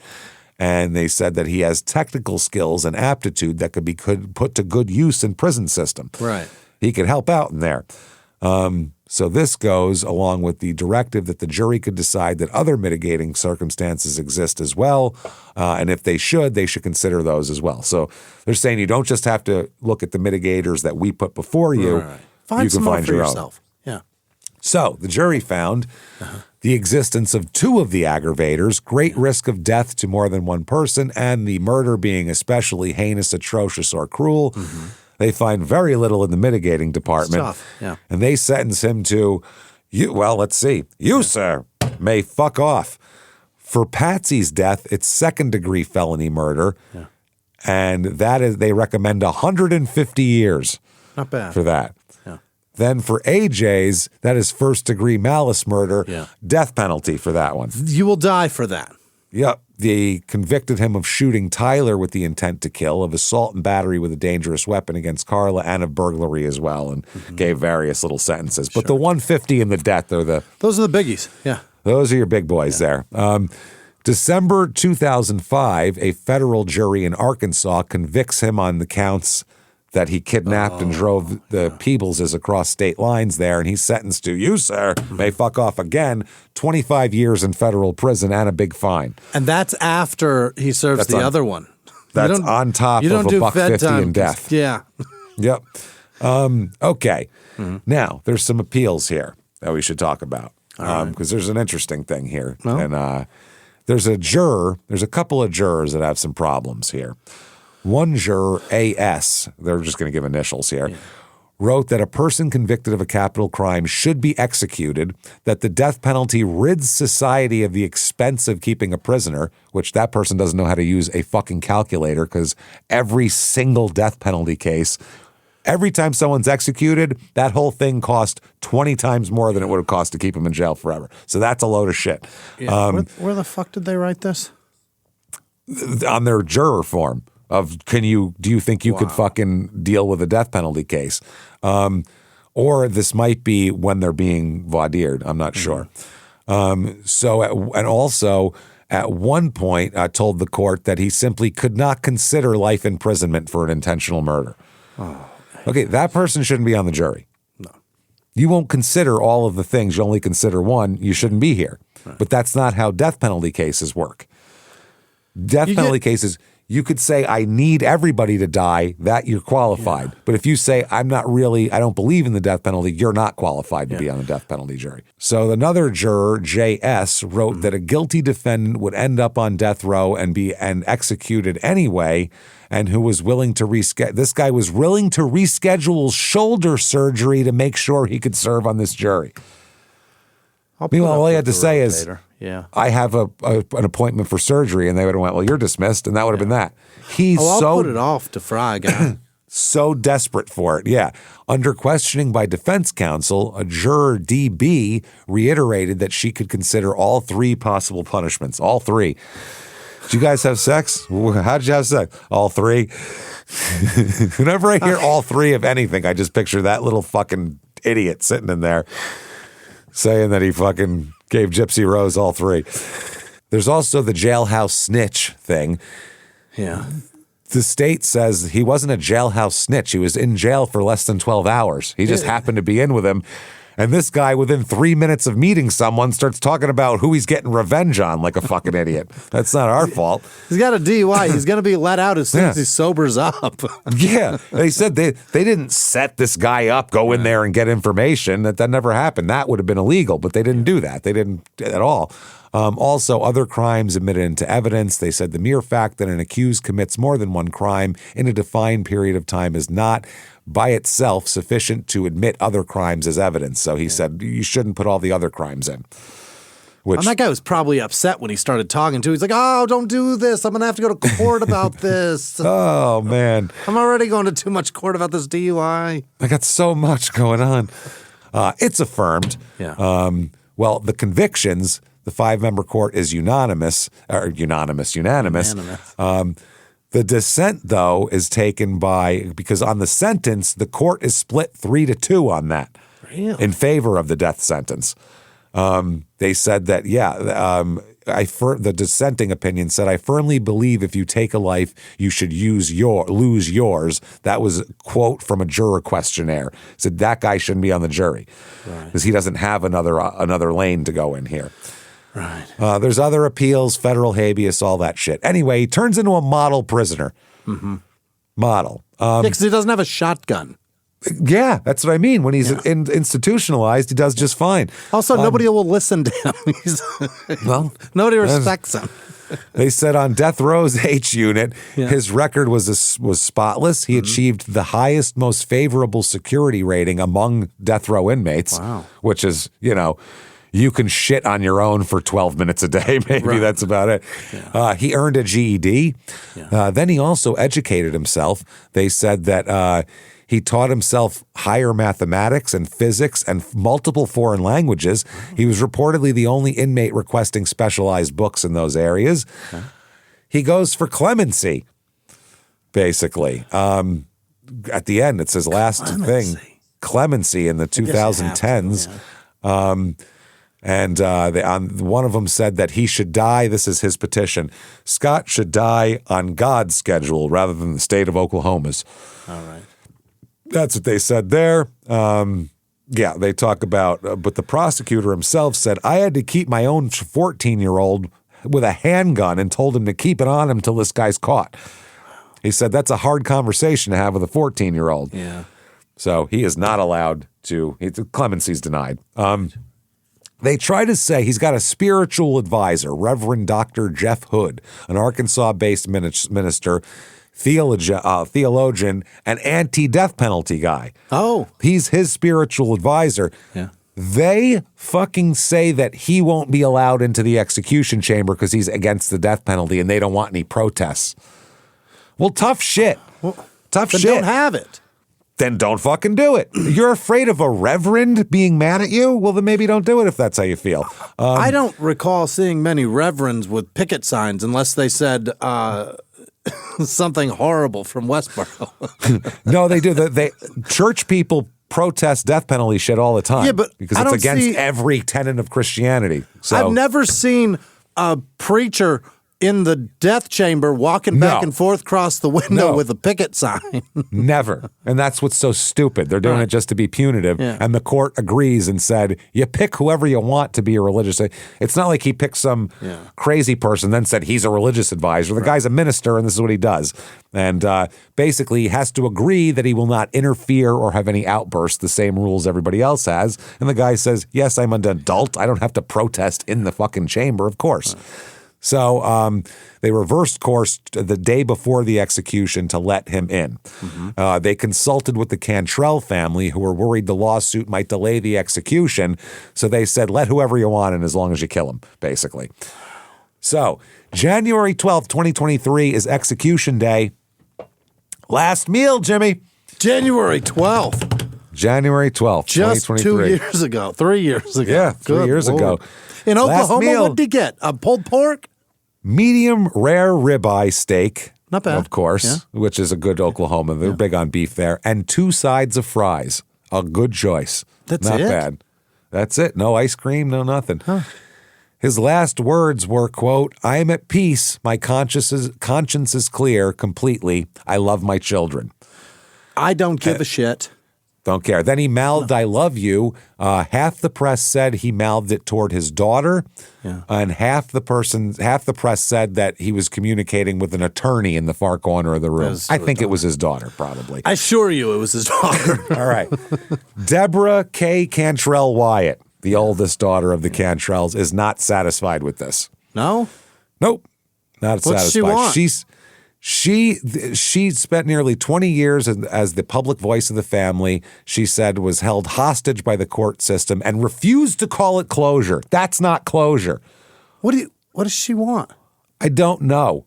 Did he stuff the guy full of stuff him full of Snickers? I think it's stuff him full of Snickers bars and hang him from a tree outside and let the fucking kids beat him with a stick till candy rains down upon them. I don't know what she wants. It sounds like she wants 5 healthy swings at his head with a hatchet and a shotgun blast. Well, yeah, that's not how this works, though, in civilized society. No. She said she didn't believe in the word closure. The only real closure would be her parents walking back through the door. Well, they'd be dead anyway, first of all. Debbie. And second of all, that's not possible, and you know that. Stop being that's childish. And that wasn't happening. What she wanted, she said, was to detach her parents' memory from the man who killed them. Well, that's not possible either. You can't. Yeah, they were it's killed just not possible. That's gonna. It sucks. I hope she has a good therapist today. I hope she has a change of heart in her therapy and she gets through the. She's angry and it's clear and I understand that. That's why I don't want to attack her because she's hurting. That's why she's saying this. She's in pain. She said that. She said she wouldn't say his name. She called the execution at most a bookend to a day almost 20 years earlier with a whole lot of stories in between. And she was blunt. She said too many people who should have been there to see this were already gone because it had taken too long. It's only taken 20 years. That's not bad, actually. Pretty good. For all the appeals. Not even 18 years or something. Come on, man. After the execution, several members of the Cantrell family spoke about the pain they've endured, and it's horrible pain, and the length of time. A nephew said, after living this nightmare, I must say that 20 years is too long for justice to be served. We want to get it right, and we absolutely want to ensure that everyone's rights are protected, but the process is much too slow. Yeah. That makes no sense. Okay. The Cantrells are buried at the Depew in Depew at the Oakdale Cemetery. So there you go, everybody. Depew, Oklahoma. Terrible, terrible story. That's a crazy fucking story. I hope Deborah's really okay today. I hope she's better off.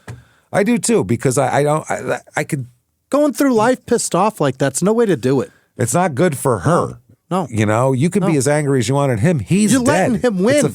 It's affecting him zero. He's dead. Right. That's what I mean. You're letting him win. Alive. Yeah. You're going to eat your relationships alive. Your fucking spouse or whatever is going to get tired of hearing about it. Your kids are going to start backing off because they don't want to fucking. It's not good to live to be like that for the rest of your life. Don't be that. No. Step up. We're on your side. We just win. Yeah, this is too much. So anyway, there you go, Depew, Oklahoma. If you enjoyed this story, tell the world about it. Get on whatever app you're on. Give us 5 stars. It helps so much. We can't tell you how much. If you really love it, go to Depew, Oklahoma in a few weeks for the after. Yeah, there you go. For the long titties in the swimming hole there. Where was I now? Sorry. Give 2 thumbs up that's on all right. Netflix. Yeah, 2 thumbs up. Give them on Netflix. Do all of that. Definitely follow on social media at Small Town Murder on Instagram, at Small Town Pod on Facebook. Mm-hmm. Certainly head over to shutupandgivememurder.com and get your tickets for live shows. Oh, my Christ. Here we go. Milwaukee on the 18th is about sold out, 18th of September. Minneapolis, September 19th. Tickets left for that. Get them right now at the State Theater. Dallas, Texas on October 3rd. October 16th, San Jose. The 17th, Sacramento. November 13th in Terrytown. Those are just about sold out. And November 14th in Boston. Shutupandgivememurder.com is where you get those. Get Patreon, everybody. Patreon.com/CrimeInSports is where you get all of the bonus material.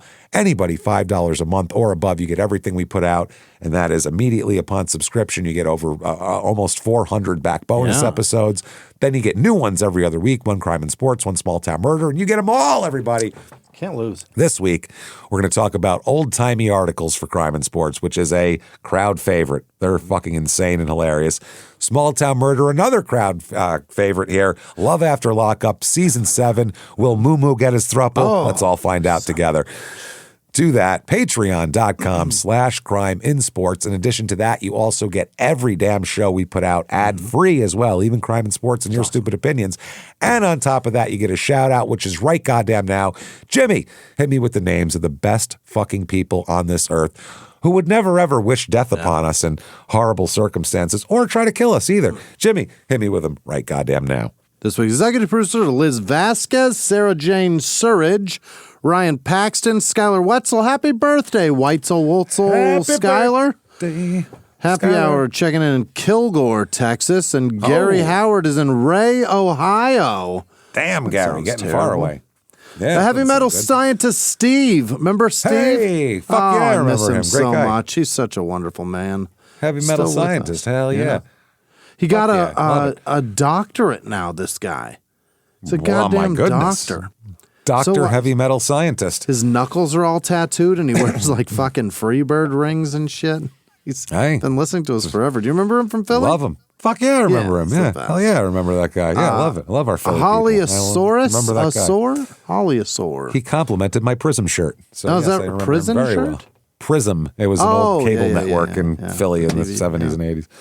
Sorry, other producers this week, Peyton Meadows, Janice Hill, Kelsey Porter, Casey with no last name, Sarah Powers, KJ Bren, Sarah Dybert, Rebecca Ross, TJ Whitley, Dakota Lother, Mackenzie Starr, Alexa, hell yeah, Kukos, I don't know, Tim Bush, Devin with no last name, Beth Vander Hoek, Catherine Collins, C with no last name, CEE. Not just the letter. Chad Smith, Clay Brees, Woonmi is a first name. That's not a last name. Woonmi. Wow.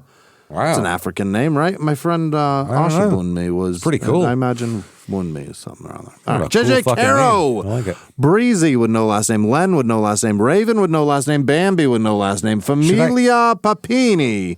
Should I change my family. Should I change my name? What is it? What was the name again? Woonmi. Wound Me. Should I change my name? Wound Me Petrogallo? You think that would be good, or would I be really confusing? I think it's a gal's name, but I don't know.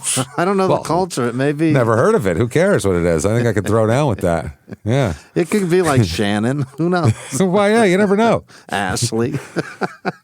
There's lots of Leslie. There's plenty of Lynn. Let's go, Tracy. All sorts of. Sorry, I just had to know. Amy Hutchinson, Laura Larson, Emery Seifert, Dick Pig, James. Dick Pig. Oh, Dick Pig. What's a Dick Pig? Is that somebody that really loves dicks? And is that a gal or a fella that just takes a ton of dick? Or is it a guy that just fucks anything? A sloppy fat dick, maybe? Either way, sloppy, fat, stinky dick. I'm not sure. Jake McLeod, Amanda Luzier. It's probably Luzier, right? Robert Smith. That one. It's just that one Robert Smith. I dare you to find him. Cale Powers, Sean Klotz. Okay. Joshua Fix with a CK. Kayla Arnold. Jamie Seipel. James Clark. Anna Westmoreland, Shauna would know last name, Kim would know last name, Michael Lewis, Lisa Kelly, Pint Pot Shot. Pot shot. I don't know how to. Pile pipe? Which one am I supposed to emphasize there?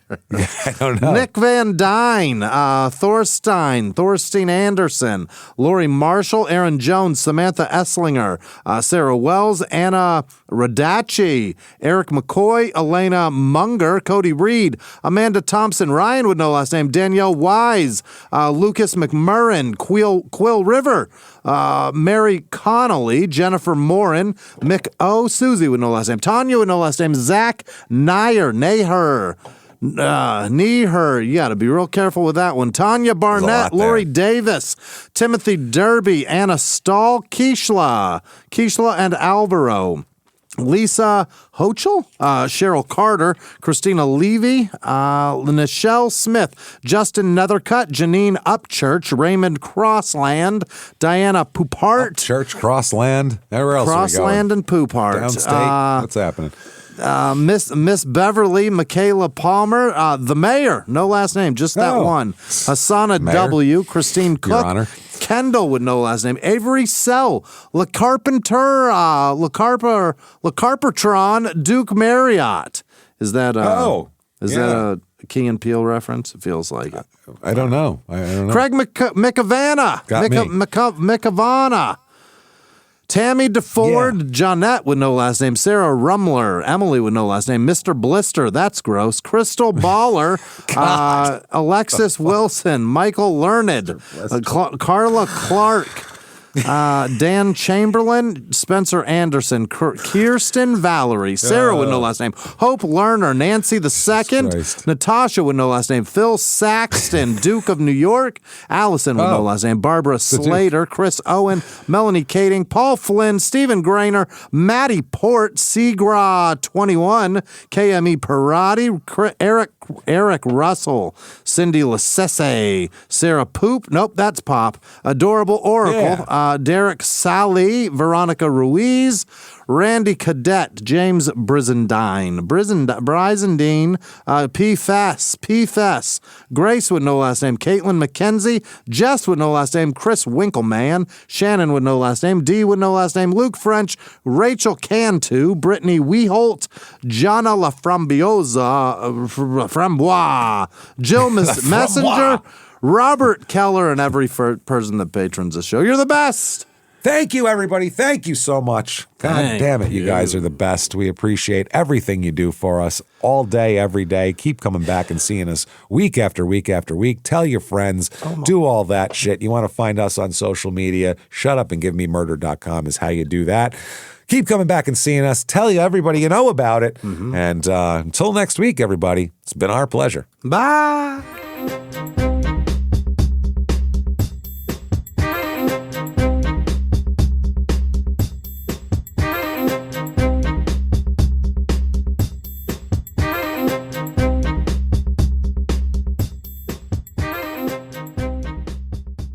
This episode is brought to you by Progressive Insurance. Do you ever find yourself playing the budgeting game? Well, with the Name Your Price tool from Progressive, You can find options that fit your budget and potentially lower your bills. Try it at Progressive.com. Progressive Casualty Insurance Company and Affiliates. Price and coverage match limited by state law. Not available in all states. When you need to send the perfect rose bouquet, only one brand can say they've been the floral authority for 50 years. 1-800-Flowers. Why should you trust 1-800-Flowers? They hand-select every stem to ensure top quality. And with nationwide delivery, smiles and satisfaction are 100% guaranteed. And right now, when you order a dozen multicolored roses, we'll double it at no extra cost. Don't miss out on this limited-time offer. Order today at 1-800-Flowers.com/podcast. That's 1-800-Flowers.com/podcast. Hey, everybody listening to Small Town Murder out there. Yeah. Hi. Hello. Good to see you out there. I'm here with Jimmy, too. And This is an ad, but not an ad for a product. This is an ad This is for the best tour kind. dates. Yes, Yeah. come see a live show, the 2026 tour.